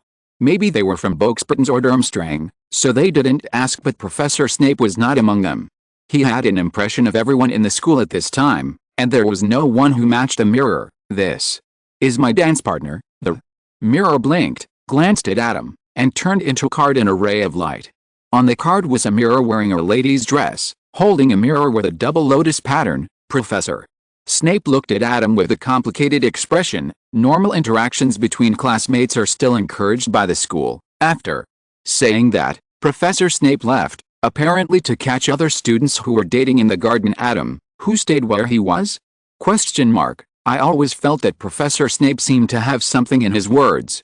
Forget it, let's eat ice cream. Oh, my God, Adam, please give me something to eat, anything. In the middle of the night, Bernard was so hungry that he cried and fussed in bed. Adam put down the book and raised his eyebrows. I remember you brought a change of clothes for the dinner before, but you also have to be able to find a place to change clothes. The corridors, side halls, and gardens are full of people hiding out for dates. Bernard sighed. I also thought about coming back to change it, but that would take too long. It took almost half an hour to get back from the auditorium, and the dinner was almost over by the time Bernard finished changing and went back.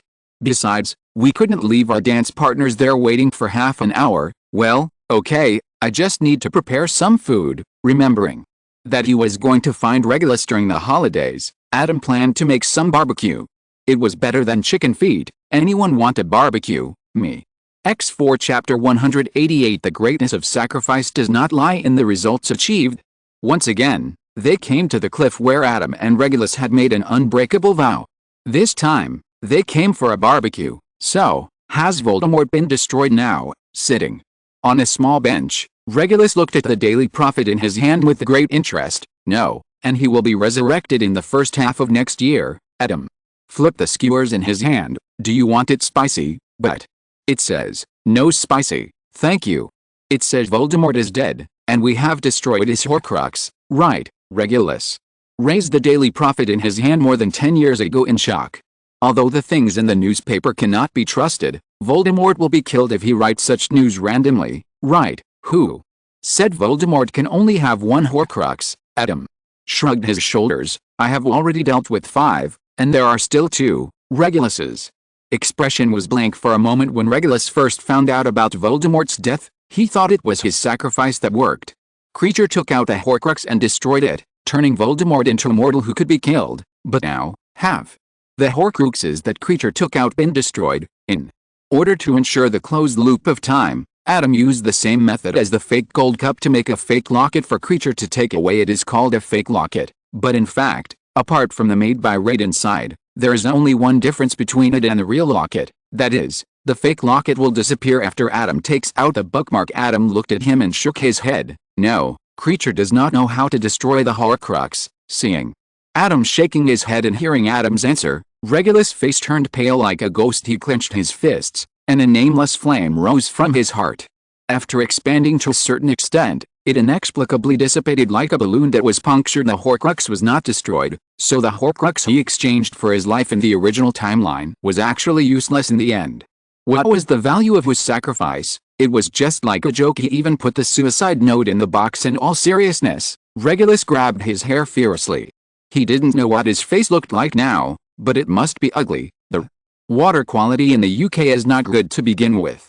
If you grab more, you will be bald. Adam's words made Regulus's hand holding his hair tremble, and he subconsciously let go. The greatness of sacrifice has nothing to do with the results of the sacrifice. Adam looked at Regulus with an extremely firm look in his eyes. Sacrifice itself is great. You are a hero, Regulus. That's why he didn't just pick up the real Horcrux and leave, and asked Regulus to put the fake Horcrux and suicide note in, instead of directly telling him don't make such a fuss. Voldemort can't see it at all. Strictly speaking, in the original book, Regulus' sacrifice had no effect except that Dumbledore drank a pot of potion in vain, which brought him one step closer to death. But no one would doubt his bravery and sacrifice. The reason why everyone admired him was that he made that decision and drank the pot of potion in one mouthful after another, just like Professor Dumbledore. I'm not a hero.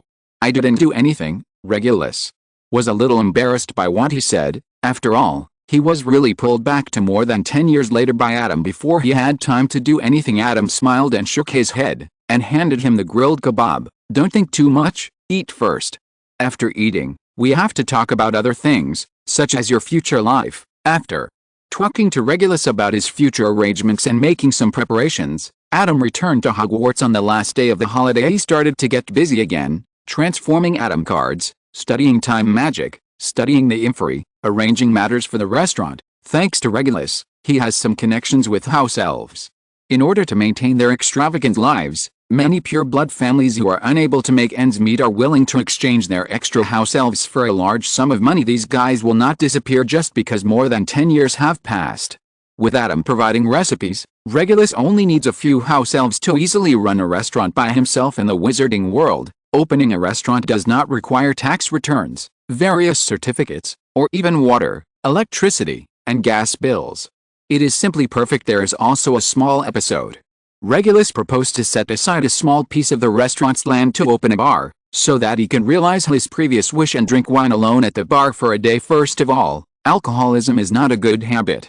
Adam said that he would only drink the sweet wine sold in his own bar in the future, and the wine transformed from the Gan card would not harm the body. Secondly, Adam told him that there was no rush for the bar. He could buy a few more plots of land after Voldemort was resurrected, and then consider the bar. The land would be very cheap, and everyone would definitely need alcohol to vent their fear. Regulus looked at him with a complicated expression, and then went to prepare for the restaurant. Leaving the restaurant to Regulus, Adam plunged into the ocean of magic. But before he could swim a few laps, he was picked up by Professor Dumbledore. Adam, rarely, Professor Dumbledore didn't even look at the small cake on the table, staring straight at Adam. Professor Dumbledore, what do you want to talk to me about? Looking at Adam, Professor Dumbledore was silent for a moment, then said, it's about the Horcrux that we didn't finish talking about before. Adam noticed that Grindelwald and Fawkes were not here today, so, among the 7 Horcruxes, the Deathly Hallows and the Founder's Relics that you speculated before are impossible. Professor Dumbledore picked up a sword from his hand and put it on the table, and then took out the wand in the wand case. Godric Gryffinder's sword, it has never left Hogwarts, Voldemort can't get it, and the old wand in the Deathly Hallows. It has been in my hands for a long time. When Adam picked up the 2 treasures with surprise and looked at them, Professor Dumbledore continued, I can also guarantee that Voldemort has no chance of touching the remaining Deathly Hallows, so the remaining 2 Horcruxes are still in doubt. This range is too large. Adam put the 2 treasures back on the table, stretched out his hand to cover the lower half of his face, looking thoughtful. No, I can probably confirm that one of them is Harry. Professor Dumbledore shook his head. Harry? Can a living person be made into a Horcrux? Adam looked surprised. I was also surprised, but there is indeed some connection between Harry and Voldemort. I think it was because he killed Harry's parents at that time, and then when the killing curse was rebounded, his soul was accidentally split once, which created Harry's special Horcrux. Voldemort himself probably didn't realize this. Professor Dumbledore looked at Adam. So can I ask, how do you remove the soul fragments on the Horcrux while retaining the carrier? By the way, if it is convenient, let me see the Horcruxes that have been removed of soul fragments. Chapter 189, Professor changed again. Of course, Professor Dumbledore. Adam opened his bag and took out 2 treasures, Salazar Slytherin's locket, Helga Hufflepuff's gold cup. It's time to return them to Hogwarts. Professor Dumbledore was moved to put away the 2 Founder's Relics, thanked Adam and couldn't help but sigh. Voldemort will not place his Horcruxes at will. When we didn't know, you must have had some very tortuous adventures, right? Adam thought to himself that it wasn't really true. I got the 2 Horcruxes in one afternoon, and I also kidnapped someone from more than 10 years ago, but it would be very tortuous if it was someone else, mainly because Salazar Slytherin's locket was more difficult to find. You saw. Adam nodded. Professor Dumbledore sighed and waited, but didn't wait for the next step. Adam said he had solved 5 Horcruxes, including the diary that was destroyed at the beginning, which was only left with fragments, the diadem of Rowena Ravenclaw that had returned to Hogwarts, and the other 2 Founder Relics that were about to return to Hogwarts. There were only 4. What about the Resurrection Stone? So, where's the Resurrection Stone? Exclamation mark. Under Professor Dumbledore's eager eyes, Adam took off the pendant on his chest. Professor Dumbledore then noticed that the pendant with a very design sense was a bit like a time converter. Adam picked out a grain of black fine sand that almost filled half of the hourglass, cancelled the magic of shrinking, and the Resurrection Stone returned to normal-sized octahedron from black gravel with a diameter of less than half a millimeter in Adam's hand. The best way to hide a grain of sand is to hide it in the desert. Professor Dumbledore couldn't help but exclaimed when he saw this scene, what a genius idea. Apparently, Professor Dumbledore thought that only 1 grain of sand among so many grains was the Resurrection Stone. In fact, all of them are. God knows that Adam just picked one out at random. The Resurrection Stone cannot really resurrect the dead. It can only create something that is more real than the soul and more illusory than the entity. Before handing the Resurrection Stone to Professor Dumbledore, Adam reminded, in essence, the Resurrection Stone and the Mirror of Eris are the same kind of thing. Is that so? Professor Dumbledore nodded, and did not ask Adam how he knew about the Mirror of Eris. After all, Gryffinder's ability to keep secrets is well understood. While nodding, Professor Dumbledore's hand still reached out to the Resurrection Stone firmly. In any case, he wanted to try it. The effect of the Resurrection Stone is private, and Adam did not know what Professor Dumbledore saw. The old man's emotions were very complicated at the time, and he could not restrain himself from crying out loud after observing for a while. Professor Dumbledore put down the Resurrection Stone. Thank you, Adam. Is that enough? Adam looked at Professor Dumbledore and blinked. No, for some people, just seeing them again is enough. If you need it, Professor, I can give you the Resurrection Stone. How about I exchange it for the Mirror of Eris? At Adam's age, he really won't need the Resurrection Stone. But the Mirror of Eris, Professor Dumbledore shook his head and said, "Forget it, but the Mirror of Eris.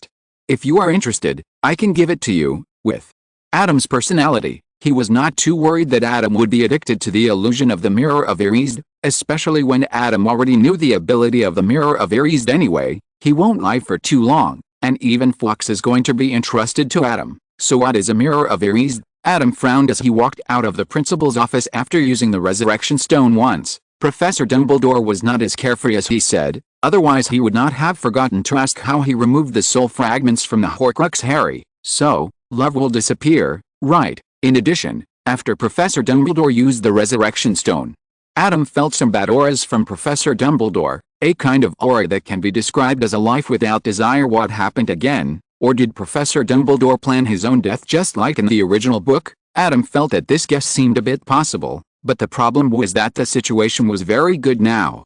5 of Voldemort's 7 Horcruxes had been solved, and the progress was much faster than the original book.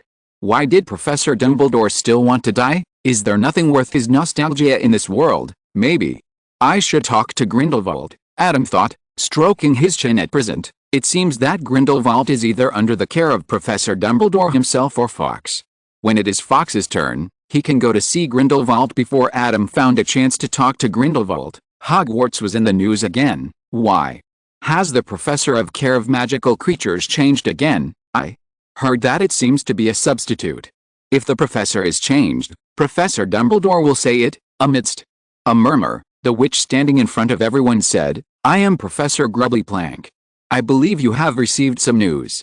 I will be your temporary substitute teacher for Care of Magical Creatures for a period of time, thanks to a course that changes professors once a year." Everyone has a good acceptance of the situation of changing professors halfway through, and even feels that this substitute professor has better teaching ability than Professor Hagrid. Dreaming back to when a professor of defense against the dark arts was lying in the hospital wing, some little wizards who have ideas about OWL or even can't help but pray secretly that Professor Hagrid, who is not feeling well, will simply retire, and let Professor Grubbly-Plank teach everyone in the future. However, after one class, everyone's attention is no longer on the new substitute professor, but on Adam. The reason is simple. This class is about unicorns. Professor Grubbly-Plank even brought a real unicorn to teach them, but unicorns are only willing to accept virgins approaching. Boys, step back. Girls, come here. Approach carefully. Professor Grubbly-Plank has not finished speaking, and the unicorn passed through the students like a white light, and Professor Grubbly-Plank was immediately shocked. The fighting power of a unicorn, especially the fighting power of the horn collision, can easily kill people, but this unicorn is obviously mild-tempered. Why would it suddenly? Okay, it's winter now. Where can I get you berries? Oops. Adam touched the unicorn's mane, and was washed by the unicorn's tongue. He reluctantly took out a handful of mulberries from his bag. Here. Professor Grubbly-Plank had even pulled out her wand, but couldn't help falling silent when she saw this scene. If she was not mistaken, it was a boy, right? Could it be that the previous research was wrong? Professor Grubbly-Plank's eyes lit up when her long-standing cognition was challenged. She originally thought that this time she was simply invited by Dumbledore to take over a class, but she didn't expect to have an unexpected gain. She wanted to do research on this topic and publish a paper. If you're listening to this novel on a channel other than Fanfic World, it means they downloaded and uploaded it without effort. We cordially invite you to visit our channel, Mundo Fanfic Novelist. There you'll find the original version of this story, and you can explore many other novels of various genres. We're waiting for you to immerse yourself in a world of incredible novels. Chapter 190, The Second Trial. Well, I confess that I felt for a moment that Professor Grubbly-Plank had better continue to be our Care of Magical Creatures professor. After being asked various questions by Professor Grubbly-Plank, Adam, who had just returned to the dormitory, clasped his hands together and said, "I was wrong. Although Professor Grubbly-Plank's teaching can improve everyone's Care of Magical Creatures grades, Professor Hagrid has less to do. At least he won't give me extra things to do after class." Although Professor Scamander was also curious about his physique, and the teaching assistant work often took up part of his time after class, how could Professor Grubbly-Plank compare with Senior Newt? It's easy to win back Professor Hagrid. He probably didn't come to class because of this report. Bernard threw the Daily Prophet on the table and pointed to the title and the first line below the title. Dumbledore's big mistake reported by our special correspondent Rita Skeeter. I thought she was a critic who controlled the mouthpiece of the British wizarding world, but I didn't expect her to be a third-rate news fabricator. No wonder, Adam, you let her go so easily last time and said she was useless. Bernard couldn't help but complain. No way, everyone loves to read third-rate news. Adam shrugged, and Eugene beside him found the highlight. Last time? What interesting things did I miss? Nothing, just caught this guy as an illegal animagus, so I asked her to be more restrained when reporting on Cedric, omitting the please process completely. Adam looked at the report that denounced Dumbledore for his Alzheimer's disease and for finding a dangerous half-giant as a professor at Hogwarts, and that the safety of everyone's children in Hogwarts could not be guaranteed. This rhetoric looked so familiar. Did it come from the Muggle world? In a word, what's wrong with this school?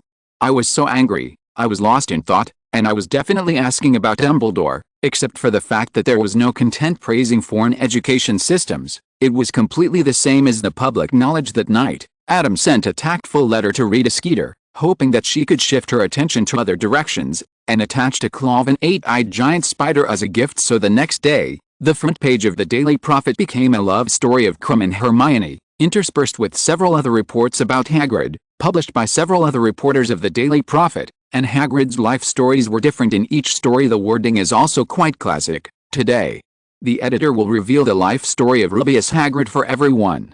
So what is the life story of Rubeus Hagrid? The editor is also very curious. The main theme is that you listen to your words, but you listen to them in vain. Everyone's memory of news is short, and Hagrid's pile of stories makes it difficult to distinguish the truth from the false. In addition, Hagrid also had Harry and the three people persuading him, so Professor Hagrid quickly returned to his post after several days of research without any progress. Professor Grubblyplank, who was even hit by a unicorn's hoof during the research because he was too excited, could only leave Hogwarts regretfully. However, Adam heard what she talked about with Professor Dumbledore before leaving, and it seemed that she was interested in applying for the position of Defense Against the Dark Arts professor next year. Adam's mouth twitched at that time. Not really. Risking your life for a research that is doomed to fail? Really not. There's hell ahead, but think about it. It seems that Umbridge will be the professor of the Defense Against the Dark Arts class next year. Tisk, that doesn't seem impossible. The second game of the Triwizard Tournament arrived as scheduled, and everyone gathered around the Black Lake. Don't worry, I've been soaking in the pool in the prefect's bathroom almost every night recently. Cedric patted his thick chest, but as if he suddenly remembered something, his expression was subtle for a moment. Adam, who accidentally used legilimency to read the scene of Cedric taking a bath and Myrtle floating up from the pool out of curiosity. I hope she's okay. Go, Cedric. Adam controlled his expression and patted Cedric on the shoulder. The only problem is that the Black Lake is still too cold now. Let's eat mutton hot pot to drive away the cold later, please. Prepare 10 servings of mutton for me. I'll prepare 20 for you, Adam said with a smile. Everyone, take your positions. As the last warrior came late, Bagman's voice sounded, and Cedric waved to everyone and ran to join the other warriors. I thought Harry Potter would not come at all. Cologne looked at Harry, who looked like he had just woken up and stood there, out of tune with the three people next to him, and whispered, "He will definitely come." Adam looked at Harry, and his eyes became a little deep in an instant. After all, this is just the beginning. He will protect Hogwarts, so that Voldemort and the Death Eaters cannot step into it, and his potential customers and teachers and friends will not be harmed, but he can't stop the rumors that blow into Hogwarts after the Triwizard Tournament is over. Harry's life will be difficult. After all, this time, he can't even produce Cedric's body as evidence. Cedric came up quickly. He was the first to come up, holding Zhang-Chu. The skin on his face and arms was frozen white, and he was shivering when he came out of the water. Madame Pomfrey immediately cast a drying spell on him and Zhang-Chu, and gave each of them a thick blanket. Let's have a cup of brown sugar ginger tea. Adam put a paper cup in each of their hands. Thanks, Cedric couldn't help but frown after taking a sip. Zhang-Chu seemed to be very familiar with the taste of ginger tea. After waiting for another 10 minutes, the warriors came back one after another, bringing with them the hostages they wanted to rescue. Furin succeeded in rescuing her sister this time. Mr. Bagman reported the scores given by the judges to everyone. Although Karkaroff, as usual, gave low scores to others, Cedric still got the highest score. After talking about everyone's scores, Bagman informed everyone of the time of the last trial, June 24th. The warriors will know the content 1 month before the trial. The third trial is a maze. The scores in the first and second trials will affect the entry order of the third trial. While waiting for the mutton pot to boil, Adam looked at Cedric and said, "Where did you find out this time?" Cedric was numb. It was still several months before the third trial. He even suspected that Bagman himself didn't know the specific content of the third trial. "That's not important," Adam shook his head. "The important thing is that you were the first to enter in the third game." After entering, just as Cedric was listening intently, wanting to know the secret to passing the third game, he heard the last half of Adam's sentence, "Find a place to hide. It's best to use the illusion charm to be alert to attackers around you." Cedric blinked. "That's it? The third game is for us to fight each other in the maze until the last person standing." "No, the third trial asks you to find the trophy in the maze, but it is actually a trap, and the purpose is Harry Potter." Adam looked at Cedric extremely seriously. "Anyone other than Harry Potter who touches the trophy will die." Chapter 191. Cedric refuses to listen.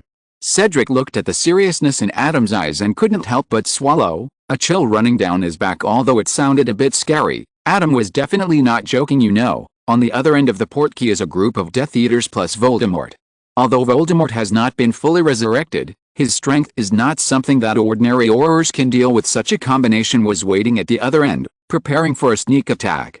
With a number of people in Hogwarts currently, except for Adam himself and Professor Dumbledore, anyone who ran into them would definitely end up dead. "Oh, I almost forgot that Grindelwald is also at Hogwarts now, but it's hard to say how much Grindelwald can do without a wand."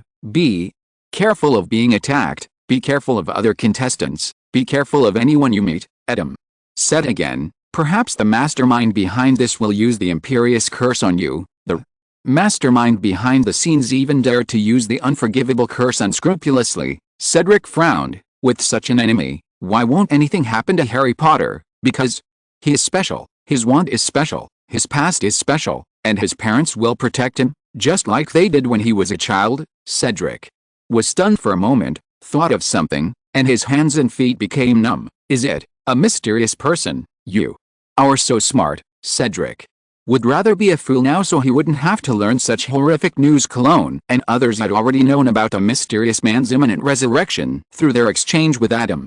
At this time, they all stared at the ingredients floating in the pot in silence. The water is boiling and the meat is ready. As Adam put the mutton into the pot, food became the theme of the dinner table, but looking at the delicious mutton, Cedric was a little lost for a while. In this world, love and food are the only things you can't live up to. Whatever is supposed to happen will happen, so it's better to lie down and eat extra. Seeing Adam mention it again, Cedric couldn't help but ask, "Can't we warn everyone? In this case, it's useless. What should happen will always happen. Don't say how to win people's trust. If you avoid it this time, there will be another time, and the next time, not to mention that if you ruin the good things of the mysterious person, the mysterious person may even harm you, and your family will be watched together." Cedric opened his mouth, but still didn't say anything. Indeed, the mysterious man would not do anything to harm his family. The main theme is that his parents are not far away, otherwise the dark mark would not be so scary. Cedric felt a little depressed after that day. Maybe it was because he knew what was about to happen but couldn't verbally remind him, which made him feel uneasy about his conscience. Adam, who had long put aside the inconvenience of conscience, was obsessed with inventing necromancy during this period and couldn't help himself. "This transformation is very interesting." Adam shook the beaker of liquid in his hand. If Barty Crouch Jr. saw this scene, he would definitely feel terrified, because in addition to the liquid, there were more than a dozen gray-white humanoid objects that looked exactly like him in the beaker. Another copy of Barty Crouch Jr. was thrown into the beaker.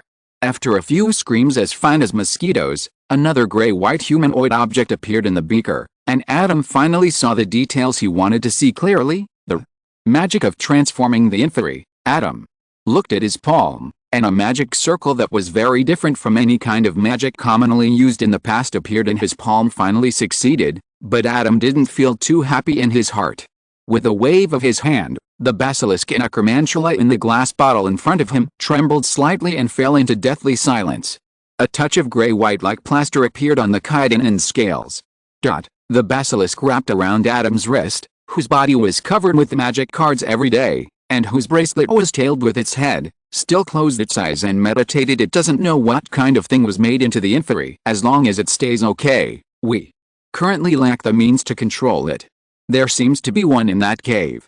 You can go and have a look. Looking at the unconscious inferi, Adam felt a little disgusted, but compared to when they were alive, these magical animals are obviously much weaker after turning into inferi. This is probably related to the fact that neither the basilisk nor the acromantula uses the body as the main means of killing, and the inferi cannot cast spells. So is it true that those magical animals with strong bodies are good materials for the inferi, troll, giant, but with the physical strength of the inferi? Even if a giant is used as the material, its power is still worrying. Is it necessary to use it in conjunction with plague to further explore the contagiousness and create a great unclean person? That seems to be a bit indistinguishable between friend and foe, and the appearance of the great unclean one with his intestines and stomach leaking everywhere and pus all over his body is really ugly and smelly.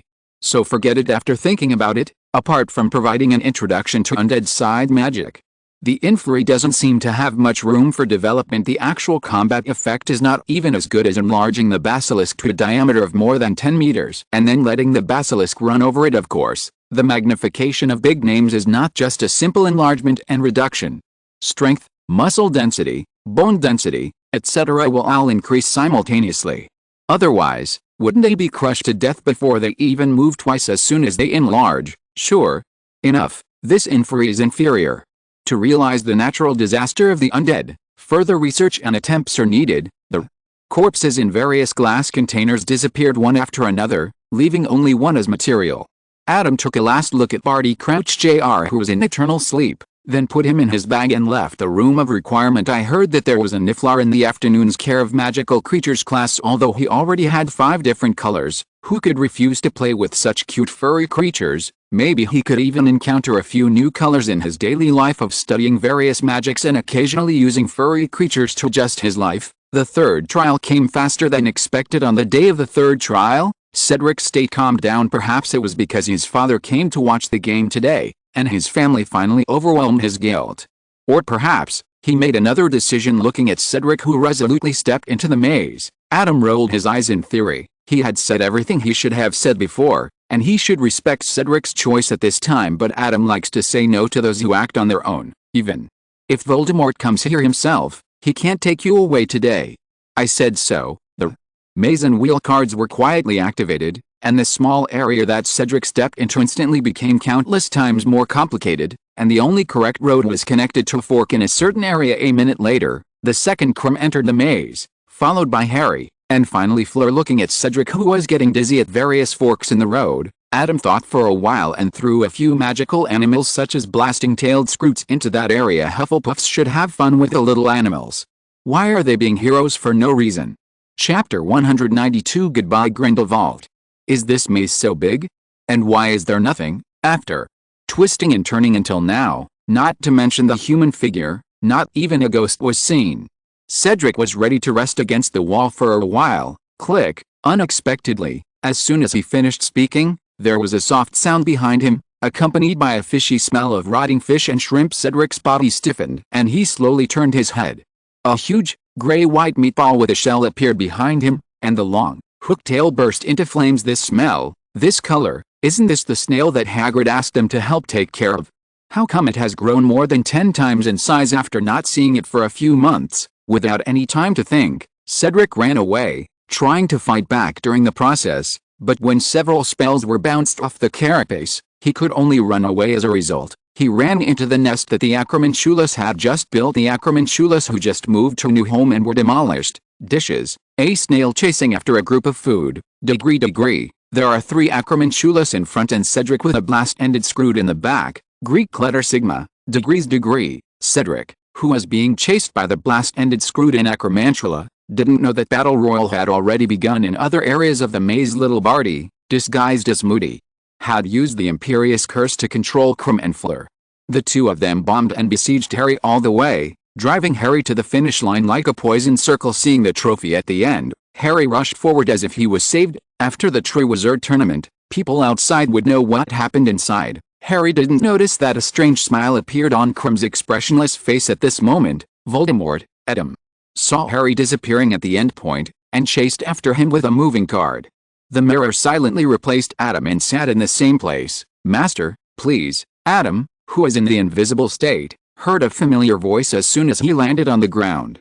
It turned out to be Pettigrew crying for no reason. Adam's eyes turned and looked at the ugly Voldemort, and finally fell on Nagini. Time stops, an illusory hourglass appears in the sky, and the gravel that no longer flows downward symbolizes the stasis of inherent time. Adam stepped forward and replaced Voldemort with a 100% new Nagini for free, with a 2-year warranty. After placing the bookmark and closing the card, he glanced at Harry, who had a confused look on his face and didn't understand the situation, and Adam disappeared from the spot. Time recovery. From the time Adam left to the time he returned, only a few seconds passed, and even Uther and Eugene beside him didn't notice anything was wrong with all 7 Horcruxes under control. Voldemort can now be considered a good Voldemort at this moment. Adam's eyes widened slightly. A huge magical power followed the traces of the door key just now, just like Adam did before, and the owner of that magical power, Adam, was also very familiar with it. Fox, Adam frowned in confusion. Was Fox actually involved in this battle? Anyway, after a while, Harry appeared on the lawn holding the Triwizard Tournament trophy. The applause and cheers drowned him out in an instant, and no one noticed the pain in his eyes that had not yet dissipated and the joy of escaping from death. Phew, I almost got killed. Cedric was rescued from the maze and his clothes were in rags. His body was covered in black smoke from the explosion. There were a few feathers that fell from an unknown animal in his messy hair. It's not easy to be a hero. Dark wizards are far scarier than a few magical animals. Adam's voice sounded behind Cedric. Adam, it was indeed you who did it. I ran in the same place for more than 40 times. Cedric rolled up his sleeves and planned to have a men's showdown with Adam, but when he turned his head and saw the 3 hares in a coma, he fell silent. 2 were under the Imperious curse, and 1 was too stimulated. What a poor child. Adam shook his head. Your father is here. Comfort him. He seems to be frightened. After saying that, Adam disappeared from the spot. Before Cedric could react, the next moment he was hugged by Amos, who hurried down. Cedric, my son, you're okay.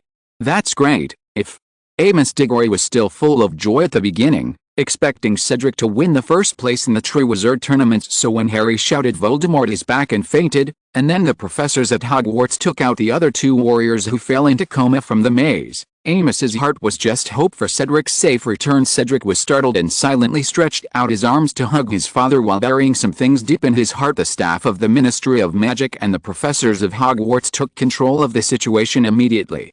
The Triwizard Tournament ended successfully, and the first place was Harry Potter of Hogwarts. Only a few people noticed that Professor Dumbledore's face seemed particularly gloomy. Hello, we meet again. Before Adam found a chance to go, the old man with silver gray eyes approached him first. Professor Dumbledore actually let you out. He is very busy now, busy taking care of his new love, and he even forgot to give instructions to the bird. Looking at the old man with raised eyebrows, listening to the sarcastic tone, especially the familiar face, Adam thought for a moment that the person in front of him was not Grindelwald, but Jack Sparrow, Golden Emperor. You are a broken character, you know. Oh, no. Whenever Dumbledore is involved, Grindelwald does seem to be particularly childish. You seem to have known my identity for a long time. After making fun of Professor Dumbledore, Grindelwald slowly narrowed his eyes and looked at Adam. It's an honor to meet you. Adam did not deny it, and put his hand on his chest and saluted this top dark wizard. Are you interested in having a cup of afternoon tea with me? Dumbledore is really old and confused. Grindelwald sneered and followed Adam's footsteps. Why would the legendary dark wizard, the leader of the witch party, come to me? Adam conjured up a pot of black tea. Do you want sugar? No, brown sugar milk tea with 70% sugar and taro paste. Adam paused as he picked up the teapot, and the corners of his mouth twitched, but he continued to tilt the teapot in his hand, and what came out was brown sugar milk tea. It's better to drink something low in sugar and calories when you're old. Adam couldn't help but advise, my body is not that fragile yet. Grindelwald took a sip of milk tea and looked at Adam. I don't have much time. Help Dumbledore survive, and I can give you everything I have. Chapter 193. Deal done. helped Dumbledore survive. Adam was a little surprised. Although he saw someone to die from Professor Dumbledore last time, he could not say that Professor Dumbledore would definitely arrange his own death after all. Everyone knows about resurrection stones. It's normal for Professor Dumbledore to be confused for a while after using it. He might change his mind after a while, but Grindelwald spoke with certainty, as if he had witnessed Professor Dumbledore's death with his own eyes. Did you make a prophecy? Adam looked at Grindelwald curiously. What is predicted will definitely happen.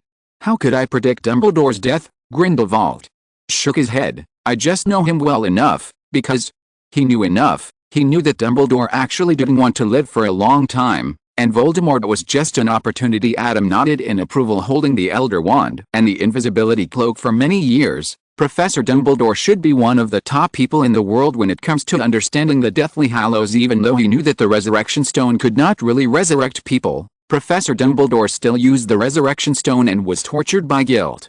This mental state was indeed worrying, and even showed a certain tendency to self-destruction. You must know that in the story of the three brothers, the first owner of the Resurrection Stone was tortured to madness by the Resurrection Stone and eventually committed suicide. Despite this, Adam had no intention of trading with Grindelwald. If that's the case, I'm afraid I can't help you. Adam shook his head. It is Professor Dumbledore's own choice to die.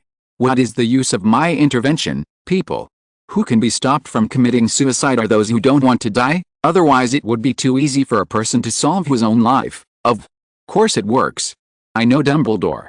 He is a hero. It's hard to tell whether Grindelwald's smile is sincere or out of spite. Although he has always been very modest on the surface, he actually just doesn't care about those false reputations. He considers himself a hero in his heart, and he is extremely proud. He will not allow his life to pass away without value. Adam raised his eyebrows. This was a very fresh comment. Grindelwald raised his eyes and looked at Adam. So, as long as you destroy the conditions for his heroic sacrifice, he can survive. For example, just kill that ugly thing. That's it. If I can let Professor Dumbledore live, of course I will be very happy. Adam lowered his eyes and took a sip of milk tea. It's just that if I want to kill Voldemort or something, how can I, a student, do it? My research on the dark arts. Adam held the milk tea and remained unmoved. I once swept through the wealth accumulated in Europe and the United States. Adam still watched with his eyes, his nose and his heart. The Wookiee party who once followed me is still all over Europe and the United States. You will use them. Adam blinked and looked at Grindelwald. As a Hufflepuff who will open a restaurant in the future, what use do I need your Wiccan party? Laugh. Grindelwald rolled his eyes and almost laughed. I really don't know what went wrong when we were sorted. You were actually sorted into Hufflepuff, which Dumbledore said was the most honest and friendly. The pair of silver gray eyes stared at Adam, and Grindelwald slowly spoke. I can see that you and I are essentially the same kind of people, ambitious and uneasy with the constraints of rules. People like us, as long as we have enough power, will inevitably break the existing rules and create new ones. There is no doubt that you have enough strength. If he couldn't confirm it just after a quick meeting last time, this time Grindelwald can be sure that Dumbledore is too old to be blind. I don't know which piece of candy got into his brain, but Dumbledore only saw the friendly side of the kid in front of him, and turned a blind eye to everything reflected in the things he did. But Grindelwald was in a good mood. Hufflepuff. Another Hufflepuff. Dumbledore had chosen a successor in Hufflepuff before, so why couldn't he do it now? Although he has no plans to fight Dumbledore again, Grindelwald feels that he can still compete with Dumbledore in terms of successors. It has nothing to do with the teachings of magic. He is the heir who can truly inherit the mantle of ideals.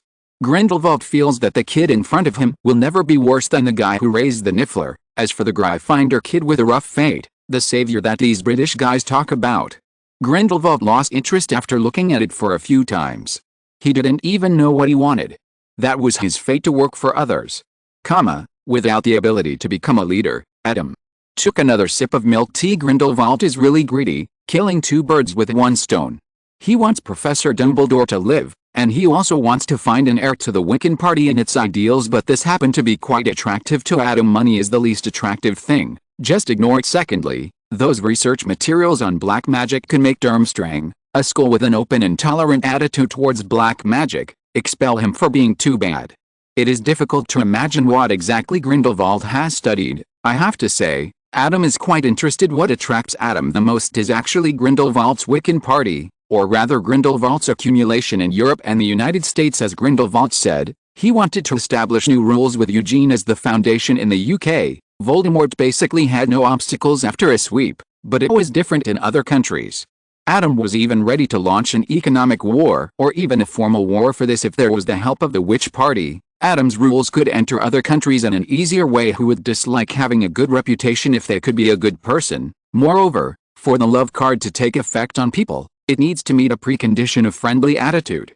The reputation of a good person is undoubtedly very helpful in this regard, especially at the level of concept. It must be said that Adam and Grindelwald actually have a considerable degree of consistency, but the two have different abilities and want to use different means. Not to mention that for Professor Dumbledore, although their ultimate goals are different, they both hope that Professor Dumbledore can live a few more years. There is no reason to refuse. Adam picked up the milk tea and drank it, then sighed. Expelling you is really the most confused decision since the establishment of Durmstrang. Oh?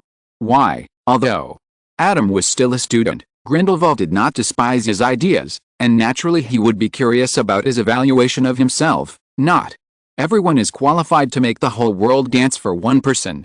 Chapter 194. Professor, I want to keep this.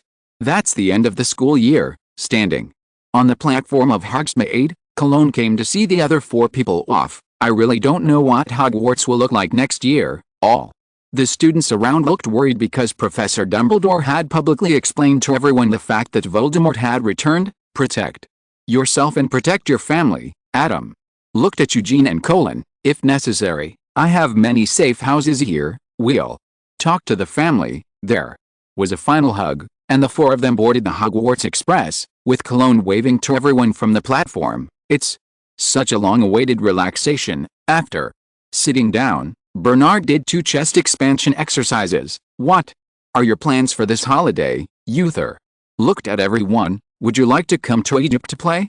Britain is not very safe now.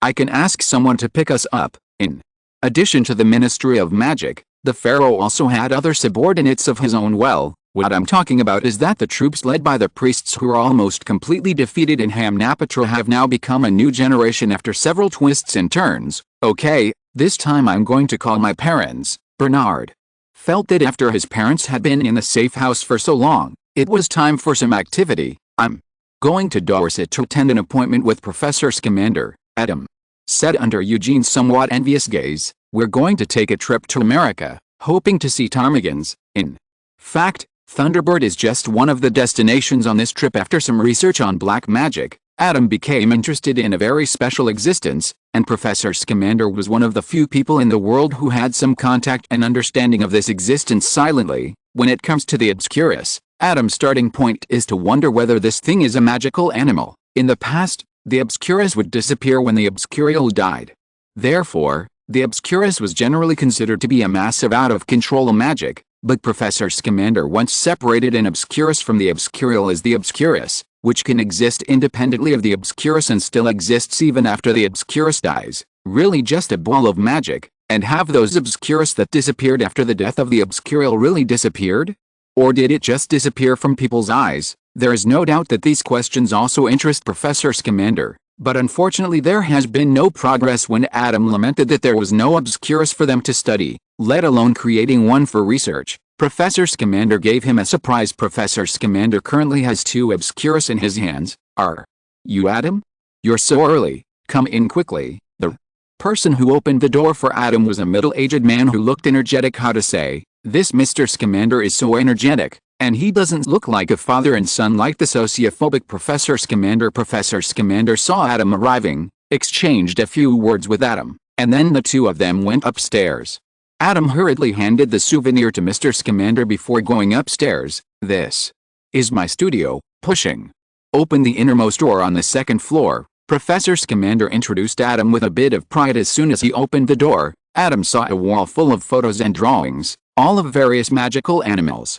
Some photos featured Professor Scamander, and some did not. This is Adam's eyes widened and he quickly walked forward and stared at a photo. Huh?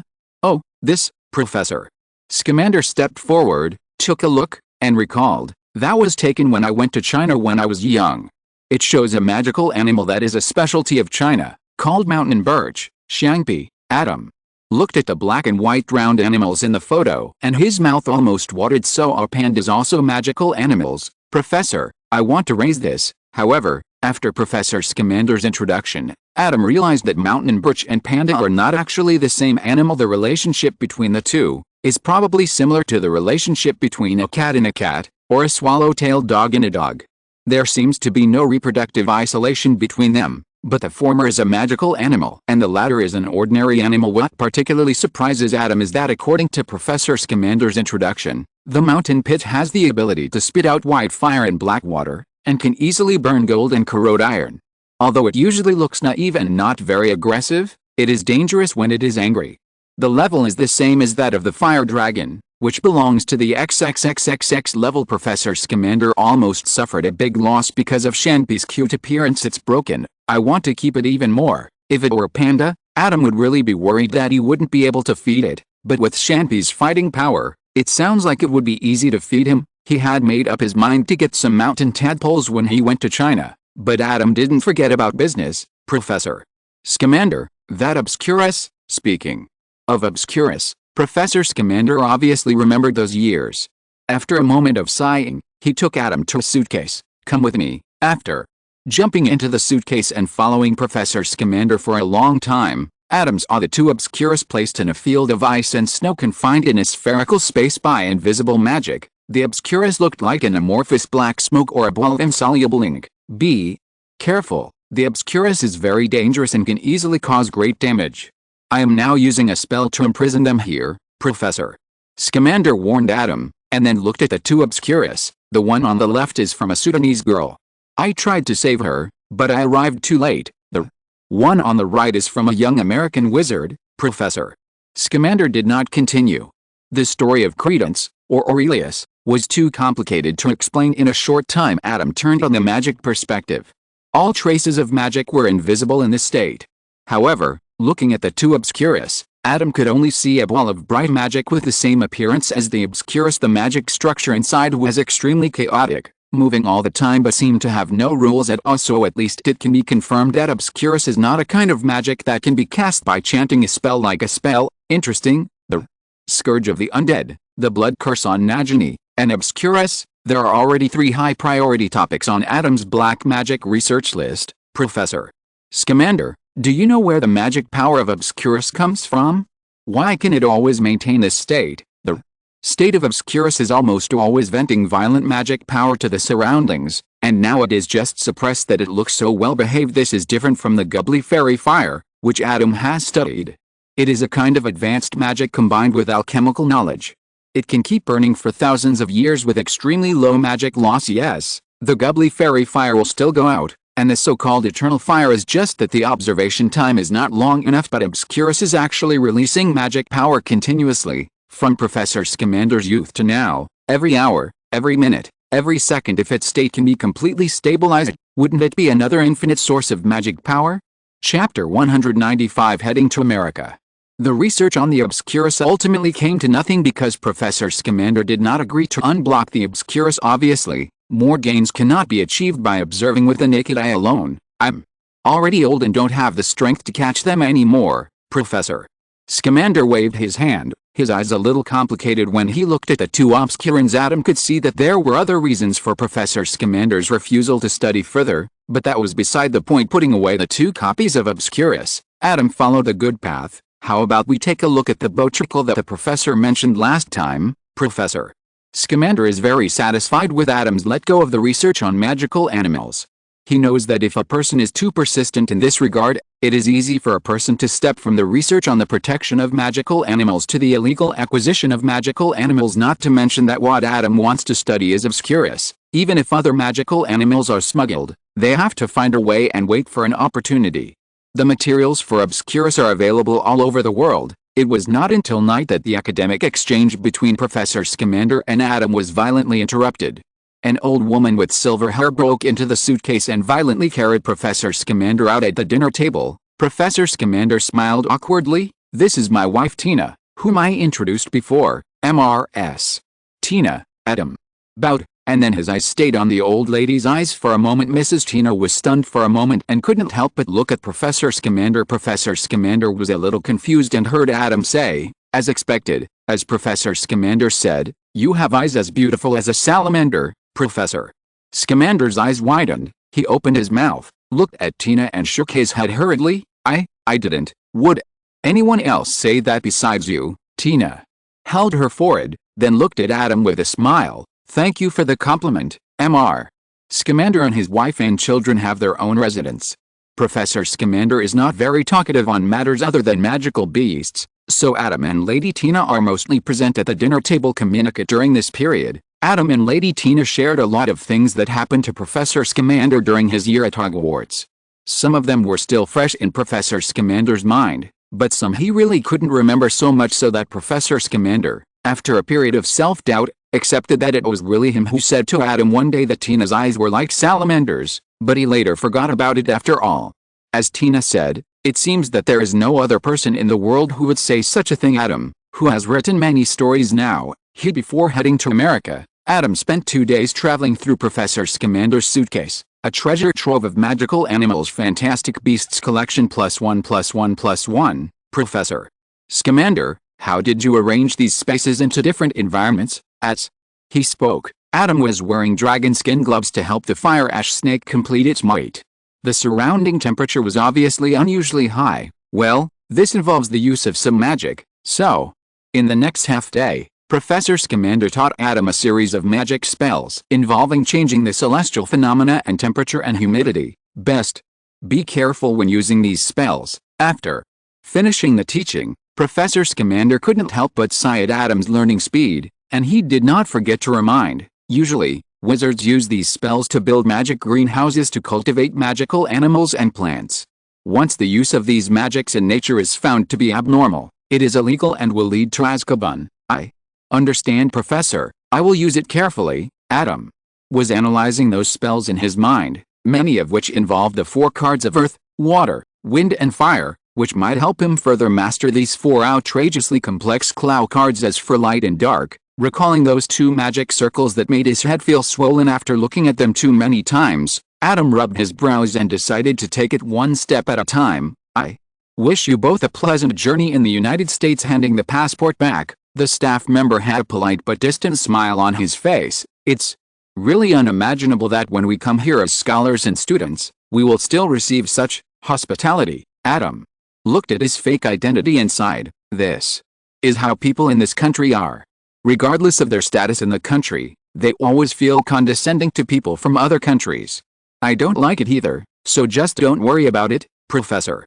Scamander looked like he was used to it. Adam nodded.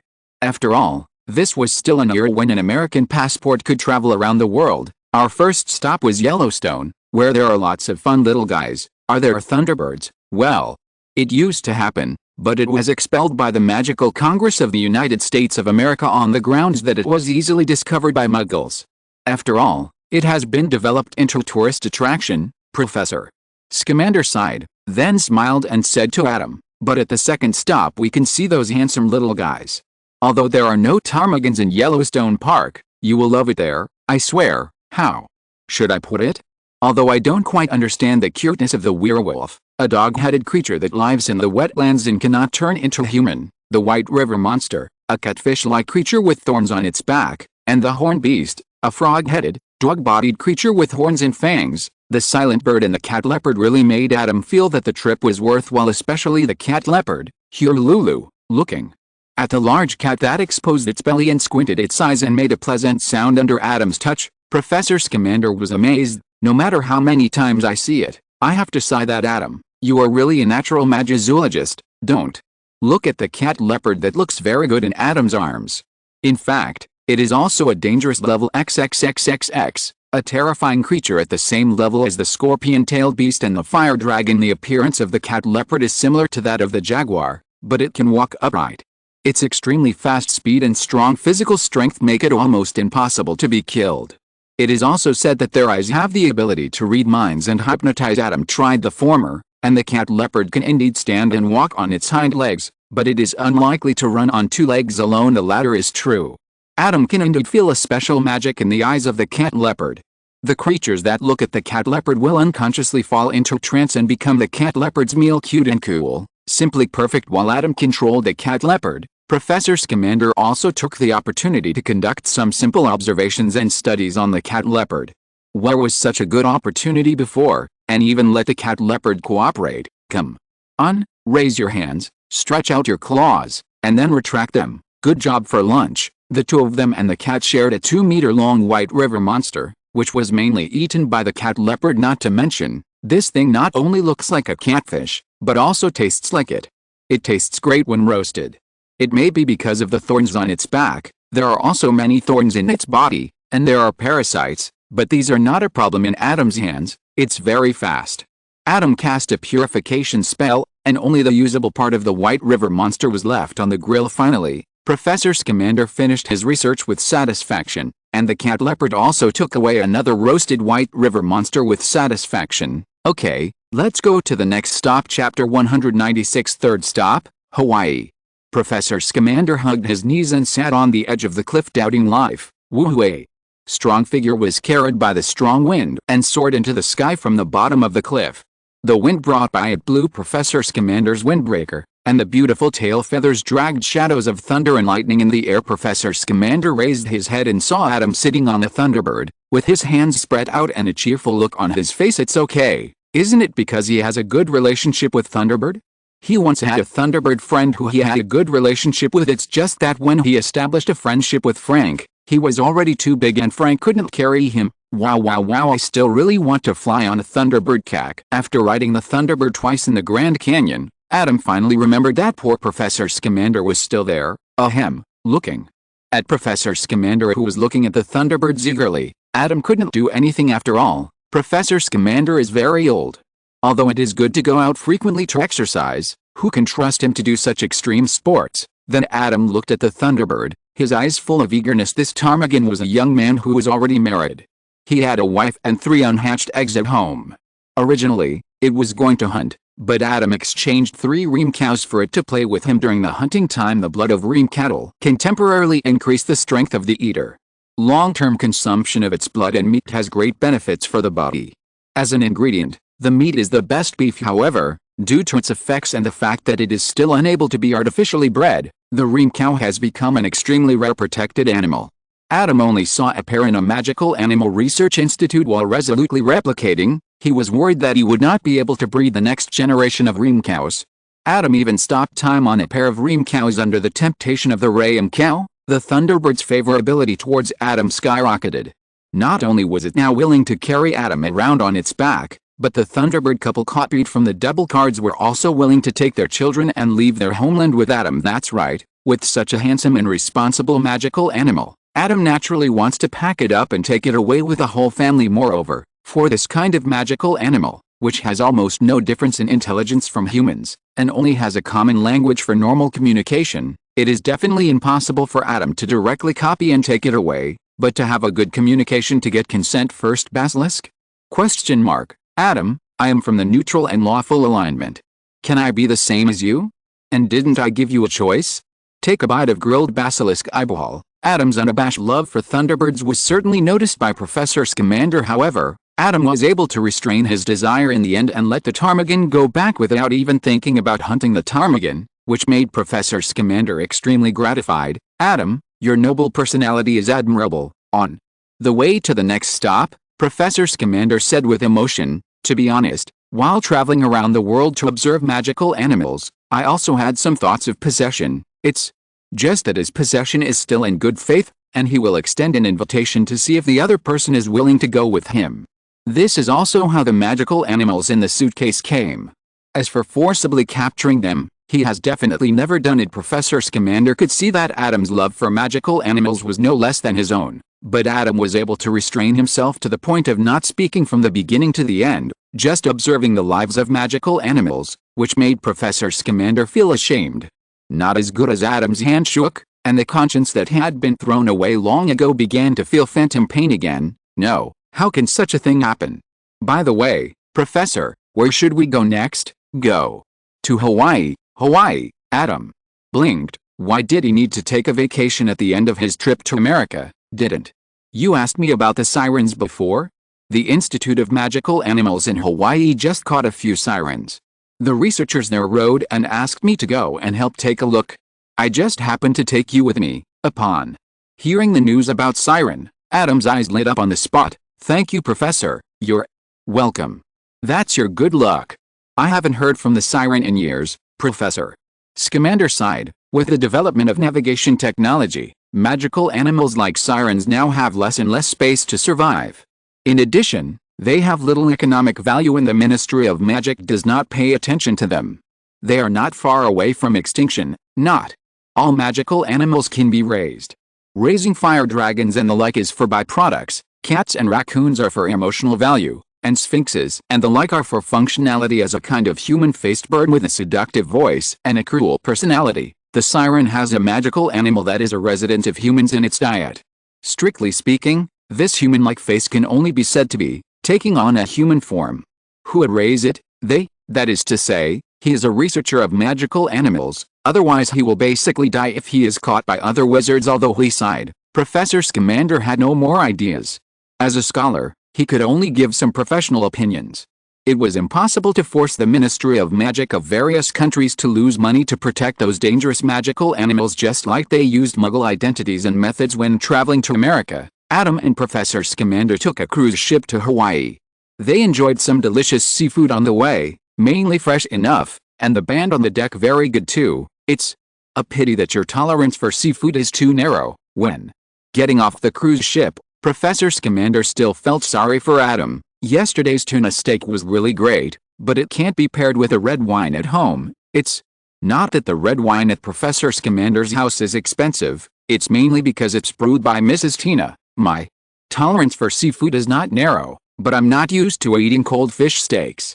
Strictly speaking, I don't like most raw and cold seafood. On the one hand, I'm worried about parasites, and on the other hand, I don't like the taste of fat meat. Now that the former problem can be solved with a clean card, Adam suddenly remembered that he could try a rot pickling. Next time I visit, I'll ask the professor to try my favorite seafood feast. Professor Scamander recalled the banquets he had at Hogwarts and swallowed his saliva. It's a deal, somewhat beyond Adam's expectation. The Institute for Magical Animals in Hawaii is actually right next to the beach, and almost all the researchers are wearing swimsuits, beach pants and flip-flops. Oh, that's right. This isn't a Muggle research institute, so not wearing a white coat doesn't matter. Not wearing wizard robes means American wizards are keeping up with the times. "Oh, you're finally here." A dark-skinned young wizard greeted them, and as soon as he saw them, he ran over and shook their hands enthusiastically. "Mr. Scamander, thank you very much for taking the time to come. Since you wrote back, everyone in our institute has been looking forward to this day." "Is this Mr. Reed mentioned by Mr. Scamander in the letter?" "Welcome, welcome." Shaking his hand, Adam looked at him carefully, and after confirming with his eyes, he knew that he was also a fan of Professor Scamander. If you're listening to this novel on a channel other than Fanfic World, it means they downloaded and uploaded it without effort. We cordially invite you to visit our channel, Mundo Fanfic Novelis. There you'll find the original version of this story, and you can explore many other novels of various genres. We're waiting for you to immerse yourself in a world of incredible novels. Chapter 197: The Correct Way to Open the Elixir of Life. A ribeye and a tenderloin from ream cattle quickly turned brown under the high temperature, and butter potato wedges, grilled sausages, corn, various side dishes and sauces were cooked in several pots, and finally served on the table with 2 steaks. Beautiful. Millard reaction. Adam nodded after taking a look. The heat was just right.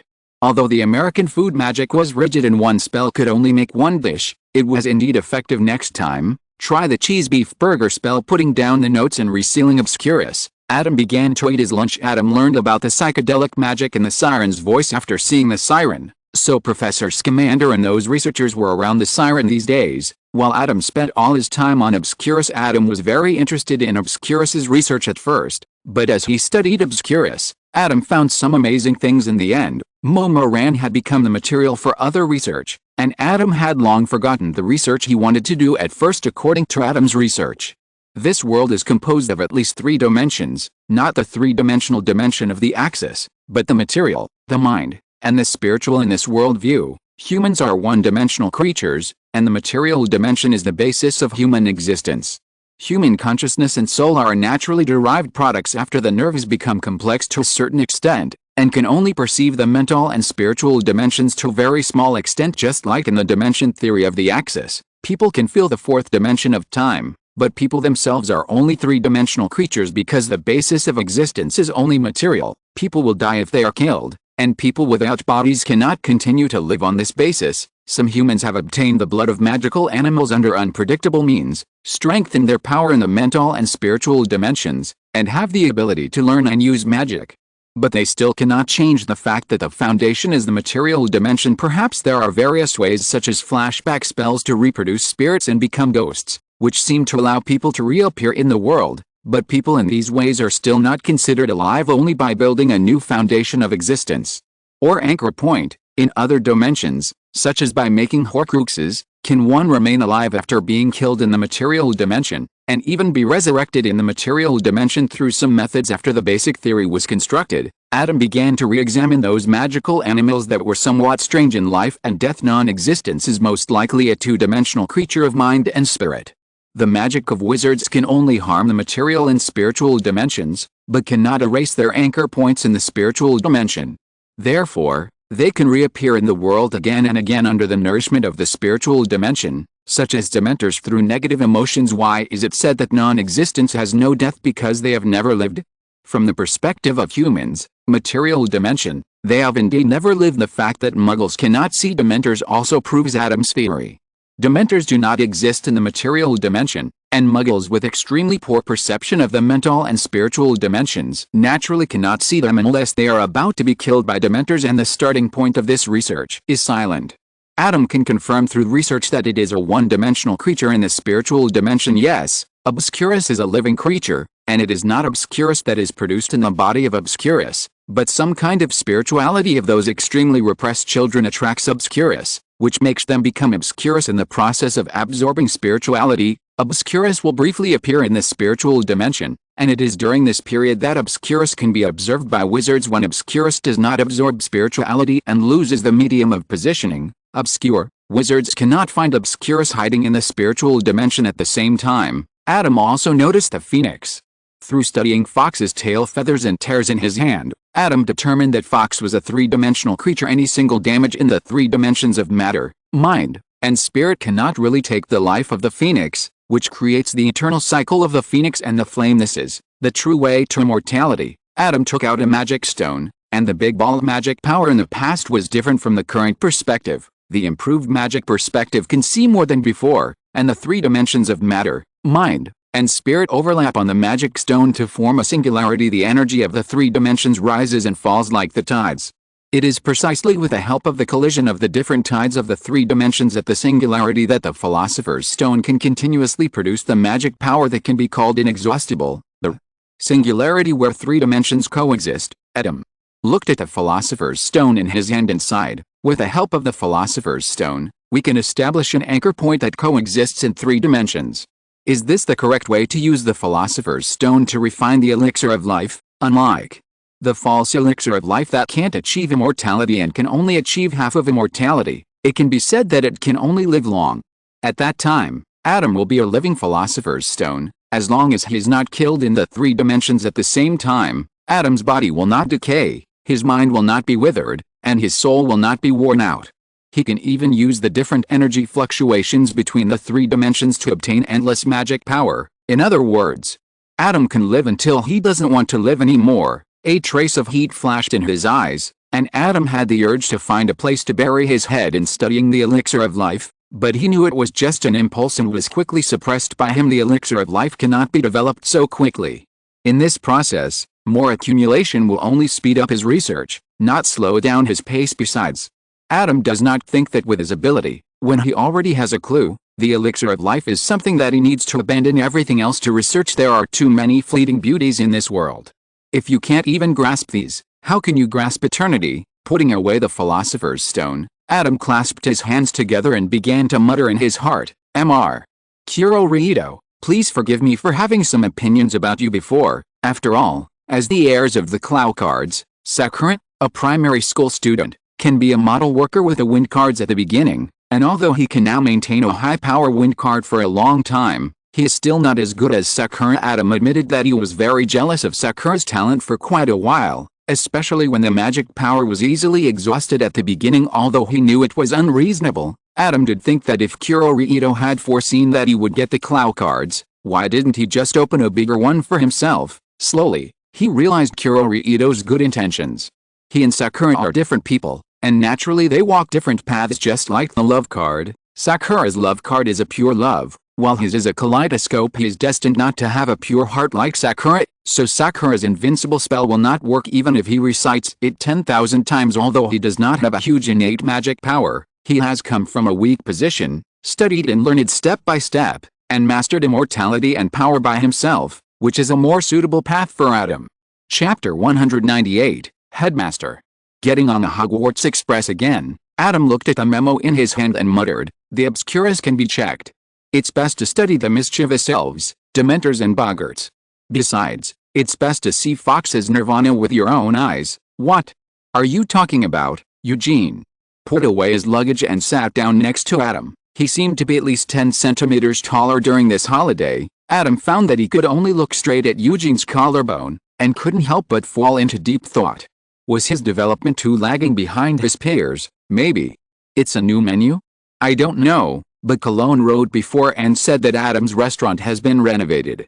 I wonder if I can have a good chance of opening in Hogsmeade this year. Bernard actually arrived at this time, and Adam was relieved by his arrival. He wasn't the only one who didn't grow 10 centimeters during the holiday. Probably. I just came back and I'm not very clear about the progress there. I guess so. Bernard nodded. Then I advise you to get in touch with the acting manager of that restaurant as soon as possible and change the name of the restaurant. What's the name of the restaurant? Adam frowned. What's the name of that restaurant now? He forgot to confirm this with Regulus, but according to Regulus's taste, it shouldn't be too outrageous. Pure blood glory. I will contact him as soon as possible. Adam rubbed the corners of his eyes and almost forgot that although Regulus was a brave hero, he was also an advocate of pure blood theory and supremacy of strength. He initially worshipped Voldemort and became a Death Eater because of Voldemort's slogan of restoring the glory of pure blood and Voldemort's powerful power. As a result, after graduation, he found that Voldemort was only torturing muggles and half-blood wizards, and did not change his previous behavior at all. Slogan means action. This was the main reason why Regulus betrayed Voldemort, but these are all minor problems. Just talk to Regulus. But judging from the name, the decoration style of the restaurant will probably meet Adam's requirements. As for Adam also not planning to promote the theory of pure blood, would Regulus be dissatisfied? Don't make trouble. Regulus listened to him not because he admired him for his ideas, but because Adam saved his life and brought him from more than 10 years ago to the present. Well, it is undeniable that there is a little influence of AK in this, but cheating is cheating. Programming and writing a cheat by yourself is based on your own efforts and does not count as cheating. What are you talking about? While he was talking, Uther came and looked at Adam, who had a headache and confusion. Nothing, just some unexpected little things. Adam shook his head and suddenly remembered something. Oh, by the way, I have gained a lot from this trip to the Americas. I have learned a few Yankee food magic spells. In addition, I also got 2 ream cows. Ream cattle? Yes, America is their origin. This is a real treat. Uther's eyes sparkled, while the others were confused. Adam introduced this concisely and comprehensively. You just need to know that this beef is of good quality. Uther nodded repeatedly. The express started to move, and Adam brought some portable snacks on the table for everyone to eat and play while chatting. Bernard and Uther shared their experiences in Cairo during their vacation. My parents took this opportunity to check on my academic performance. When mentioning this matter, Bernard sighed. You also know that I usually live with them in a Muggle residential area and cannot cast spells in private. My parents have always been curious about what spells I have learned. Then, you probably didn't show them. Adam picked up a chocolate bar and performed a heartbreaking movement. Of course not. Bernard rolled his eyes. I haven't seen many interesting things. Eugene finished chewing a chocolate bar in a few clicks, then picked up another one and stuffed it into his mouth. But my grandma seems to have been invited by Professor Dumbledore to join a secret organization that deals with Death Eaters, and she goes out suddenly from time to time. MRS. Lauren also joined the Order of the Phoenix, Adam suddenly remembered something and looked at Eugene. What about your parents? They have been staying at home during this time. Grandma said it was not safe outside, so she made them make some kind of contract. Hiss. Adam nodded. Mrs. Lauren is more stable. Speaking of Death Eaters. After we came back from Egypt, we passed by our house and took back the newspapers we had collected during this period to read. The Ministry of Magic is really disappointing. Bernard took out a stack of Daily Prophet from his bag. The current Ministry of Magic is pretending not to see the elephant in the room. They think the elephant will walk away on its own, but in fact, the result of doing so will only be trampled to death by the elephant. After all, Fudge has enjoyed the rights for more than 10 years. Uther smiled. Now he is like a child who hears others shouting that the tide is coming. He is trying his best to maintain his sandcastle, thinking that he can ward off the tide by closing his ears and shouting. The main thing is that he didn't even build that sandcastle, and he doesn't have the ability to build another sandcastle. Adam shrugged. He is not sure whether he can live to see the sandcastle rebuilt, and whether he will be the owner of the rebuilt sandcastle. In this case, it is not difficult to understand why he guards the sandcastle every minute and every second and refuses to let go. For the desire of power, even his own life is gone. Eugene sighed. As the next owner of the sandcastle, you should take this as a warning. Bernard looked at Eugene and joked. It's as if you won't enter the sandcastle. Eugene glanced at him, and then looked at Uther, who was watching the show. A pyramid made of sand is not a sandcastle. Uther, female. Mouth. Speaking of which, I don't know if you have received the news. Adam took out a piece of parchment from his coat pocket. I received a letter after I returned to England. Professor Sprout informed me that I was elected as the headmaster. Huh?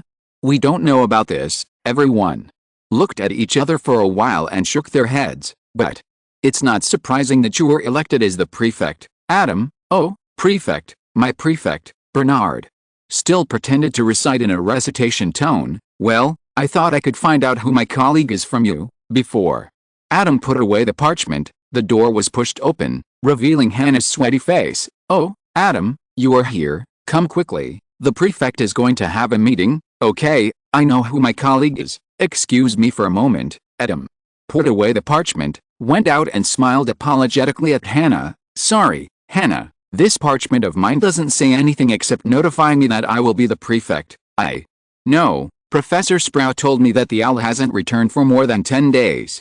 She suspected that you were not on the UK, so she sent you a letter through the Muggle post office. No wonder I found the letter in the mailbox. Adam understood, and then smiled bitterly. I'm in America this holiday. I hope Professor Sprout's owl is okay. Chapter 199, New Semester, New Atmosphere, but Umbridge. The prefects' meeting was not complicated. The main thing was that the previous student union president and other prefects told them about their duties and powers as prefects as a serious magic school. Unless you want to intervene in every aspect like Percy to show your status as a prefect, there are actually very few things that prefects must do excluding special circumstances and taking freshmen to the dormitory on the first day of school. The daily work of prefects is actually just night patrol compared with duties. Prefects have greater powers. Prefects have exclusive bathrooms and can also deduct points and put students who violate school rules in confinement after arriving at Hogwarts. Adam looked at the teacher's seat and sighed. Professor Hagrid, who should have been extremely conspicuous, disappeared. He probably went to find the giant. He was replaced by Professor Grubblyplank, and Professor Moody's position was replaced by a short and fat woman in pink clothes. What is coming will come. Everyone, please follow me. After the freshman dinner, Adam and Hannah took the Hufflepuff freshman to the common room. On the way, he couldn't help but recall the first time he walked this road. It's nostalgic. It's worth noting this painting, standing at the door of the kitchen. Adam turned his head and looked at the curious juniors and juniors. I believe that in the next few years, you will often come here in the middle of the night and scratch this pear. Adam said and demonstrated it himself, and the twisted pear became a door handle. This is the kitchen of Hogwarts. When you feel hungry outside of mealtime and have no other food at hand, you might as well come here and take a look. Looking at everyone's eyes, Adam nodded secretly. Sure enough, they are all very pure Hufflepuffs. These are all his loyal customers in the future. Thinking of the restaurant that is still called Pure Blood Glory, Adam blinked and waited for the weekend to talk to Regulus. The 5th year at Hogwarts is very different from the 4th year. Not only can they be elected as prefects from the 5th year, but they will also have to take an important exam at the end of the 5th year, OWLS. At the freshman dinner, it can be seen that the students of the same grade have begun to be a little anxious, but everyone in Adam's dormitory is very open about this exam. After all, if nothing unexpected happens, there will be no job hunting process in their future careers. Let alone OWLS, even S certificates are meaningless to them. But Eugene and Bernard, you two better pay attention, especially Eugene.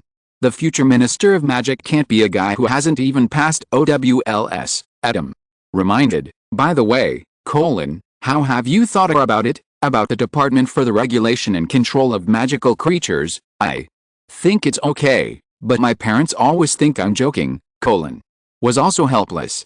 If it wasn't Adam who said this, he would have thought it was a joke. Then, let's make it like this for now. Anyway, I can't help you pave the way now. Letting you stand out too much now will only hurt you. Adam shrugged. Last semester, he returned Helga Hufflepuff's gold cup and Salazar Slytherin's locket, and Hufflepuff won the house cup again. If nothing unexpected happens, he will also serve as the Male Students' Union president next year. Because of this, Adam's visibility among the students can be said to be among the best. Mr. Reed, I heard, in the first Defense Against the Dark Arts class, Umbridge looked directly at Adam after introducing herself, but she fell straight down before she finished saying what she heard. Uther looked at Adam in surprise. So direct? Are you not even going to act? Adam shrugged. What's wrong with being direct? As long as it's useful, Professor Umbridge? What's wrong with you, Professor Umbridge? After pretending to shout a few times, Adam walked forward, took out his wand and chanted a few awakening spells, but none of them worked. Then he stood up and looked at everyone. It seems that Professor Umbridge slept too late last night. Let's study on our own this class. The news that Professor Umbridge fell into a coma in the middle of class, or at the beginning of the class, spread as soon as the class was over. In the afternoon, another piece of news came out. Professor Umbridge was in the hospital wing because she had slept for a full 4 hours and even Professor Dumbledore couldn't wake her up. Professor Dumbledore, Professor Umbridge's coma has nothing to do with me. As soon as he entered the principal's office, Adam took the initiative to complain. No, Adam, I'm looking for you for the banquet order. As for Umbridge, the magic on her is very stubborn. I think she might have suffered some kind of curse. Looking at Professor Dumbledore, who was thinking, Adam was stunned. Professor Dumbledore seemed to really think it was the curse. However, the position of Defense Against the Dark Arts professor is indeed cursed, and now that Voldemort has resurrected, it seems reasonable that the curse has become stronger. After talking with Professor Dumbledore, Adam thought about it and decided to remove the sleep card from Umbridge tomorrow. Let's make the best of a bad situation. After waking up from sleep, Umbridge, who had a 24-hour nightmare, looked a little neurotic. When Adam stepped into her office, he even found that the whites of her eyes were full of bloodshot. Isn't that right? Lockhart wasn't so embarrassed even after playing with the ghost nuns and the others for several days. Mr. Reed, Umbridge forced a smile. Maybe she still felt that her appearance was quite decent now. Do you have any clues about me passing out in class? I feel sorry for that. Adam sighed, and after Umbridge's cheek twitched uncontrollably a few times, he looked like he was remembering and said, but Professor Dumbledore reminded me. Maybe, forget it, that's probably nonsense. Dumbledore, Umbridge frowned, and then her smile suddenly became a little brighter. She thought it was bright, but Adam only felt disgusted. What? Did you remember? It doesn't matter, just say whatever you want. No, that's just a legend. Please, tell me everything you know, Mr. Reed. Umbridge almost missed the trap, and even looked at Adam with a bit of threat. Be honest with your professor. We'll have to talk about your little stunt in the North Tower later. Oh, okay, but let me reiterate, that is just a campus legend. Adam's words made Umbridge more and more impatient, but then he said what Umbridge wanted to know. According to legend, before the mysterious man's ambition was exposed, in order to seek something, he once tried to apply for the position of Professor of Defense Against the Dark Arts, but failed. When Adam talked about the mysterious man, Umbridge's eyes twitched fiercely. She wanted to stop Adam's nonsense, but just as she was about to speak, the nightmare experience of the previous 24 hours made her suppress it. Got this impulse? Adam's next words made Umbridge sit up straight. The mysterious man left the school with hatred. Before leaving, he cursed the position of defense against the dark arts professor. Anyone in this position will suffer great misfortune. Chapter 200 Umbridge, whoever wants to be the professor of the defense against the dark arts class C. That's all nonsense. I hope you won't spread it again in the future. No, Professor Umbridge, I don't believe it either. Well, go ahead, Adam. Left Professor Umbridge's office helplessly after the door of the office slammed shut. Umbridge's face quickly turned ugly, and Adam's words just now rang in his ears. As far as I know, in the past few decades, no professor of defense against the dark arts has survived to be re-elected to the second year. I think these have nothing to do with the curse. After all, most of them resigned for personal reasons, such as injuries to themselves or their families. This kind of thing is inevitable, but in recent years, it seems that the professor of defense against the dark arts is indeed a bit weird. There are always people joking that it's because the mysterious man is approaching. Oh, sorry professor, of course I know it's just a bad rumor. What? You want to know about the professor of defense against the dark arts in recent years? In the past few years since I enrolled, Professor Quirrell, a first-year student, has never appeared again. It seems that he had an accident at the end of the year. Unexpectedly, he didn't make it to the end-of-year dinner. Who knows? The second-year defense against the dark arts professor is Gilderoy Lockhart. He was imprisoned in Azkaban for stealing other people's memories and experiences and making money from them, and he didn't attend the end-of-year dinner. Professor Lupin in the third year. Professor Umbridge, you know, he was the one who was revealed to be a werewolf and resigned at the end of the semester. Although Professor Lupin was unable to attend the end-of-year dinner due to physical reasons, at least he left Hogwarts alive. His existence fully proves that the curse is nothing but nonsense. Professor Moody attended the end-of-year dinner last year. Professor Umbridge should know what happened to him, right? Umbridge's expression was a little distorted, I know. She is Fudge's #1 lackey. How could she not know? Alastor Moody was attacked by Barty Crouch Jr. on his way to Hogwarts, and he didn't wake up until the end of the semester. Barty Crouch Jr., who actually taught defense against the dark arts for a whole school year, was finally taken away by a kiss from the Dementors. The first year was an accident, the second year was a coincidence, so what about the third and fourth years? No, she had to check the information in the Ministry of Magic. Thinking of this, Umbridge grabbed a handful of flue powder and threw it into the fireplace, because it was the nail that the Ministry of Magic drove into Hogwarts, and the fireplace in Umbridge's office was connected to the outside world. After a whole day of investigation, Umbridge collapsed in the Ministry of Magic's information room. The legend is true. 47 years, every defense against the dark arts professor at Hogwarts would be unable to serve as the second-year defense against the dark arts professor due to various force majeure reasons within less than a year of service. What's more terrifying is that a considerable number of them suffered life-threatening injuries in the year or the following years when they served as professors of defense against the dark arts. The first year was an accident, the second year was a coincidence, and she just regarded the third and fourth years as coincidences. Could it be a coincidence more than 40 times? Exclamation mark. There is a big problem with the position of the professor of defense against the dark arts. Miss Umbridge, the data clerk, was shocked by her appearance. Are you okay? Do you need my help to call someone? No. I'm fine. Umbridge stood up, and the fear that had drained her strength just now gave her endless motivation at this time. I'm fine. Don't tell anyone about my coming here. Okay, Miss Umbridge. The data clerk nodded. Umbridge was not checking any secret information, just a trivial matter. Hurrying out of the data room, Umbridge decided that she must find a way to get out of this cursed position. In terms of her position, she did agree with Minister Fudge. She firmly believed that Dumbledore was an old lunatic with a confused brain, Harry Potter was a boastful little lunatic, and the resurrection of the mysterious man was fake news. But the problem is that now it is not only related to her position, but also to her life. But she can't just tell Fudge directly that she wants to change her position. After all, she still has a mission. Wouldn't it be more miserable if her future is ruined? Taking a deep breath in front of the fireplace, Umbridge cheered herself up. She has just become the professor of defense against the dark arts for less than a week. There is still time. She will definitely be able to think of a proper solution. Raising her hand and sprinkling a handful of flue powder, Umbridge confidently stepped into the rising green flames. She still has classes to attend today. 3 days later, in the same position, Umbridge who had nightmares for 3 days and 3 nights, climbed out of the fireplace with her hands and feet. No. She can't attend this defense against the dark arts class for a day. Whoever wants to be the defense against the dark arts professor can be the professor. This is not a job that humans can do. She slept for 1 day the first time, and 3 days the second time. Who knows how long she will sleep next time? 5 days?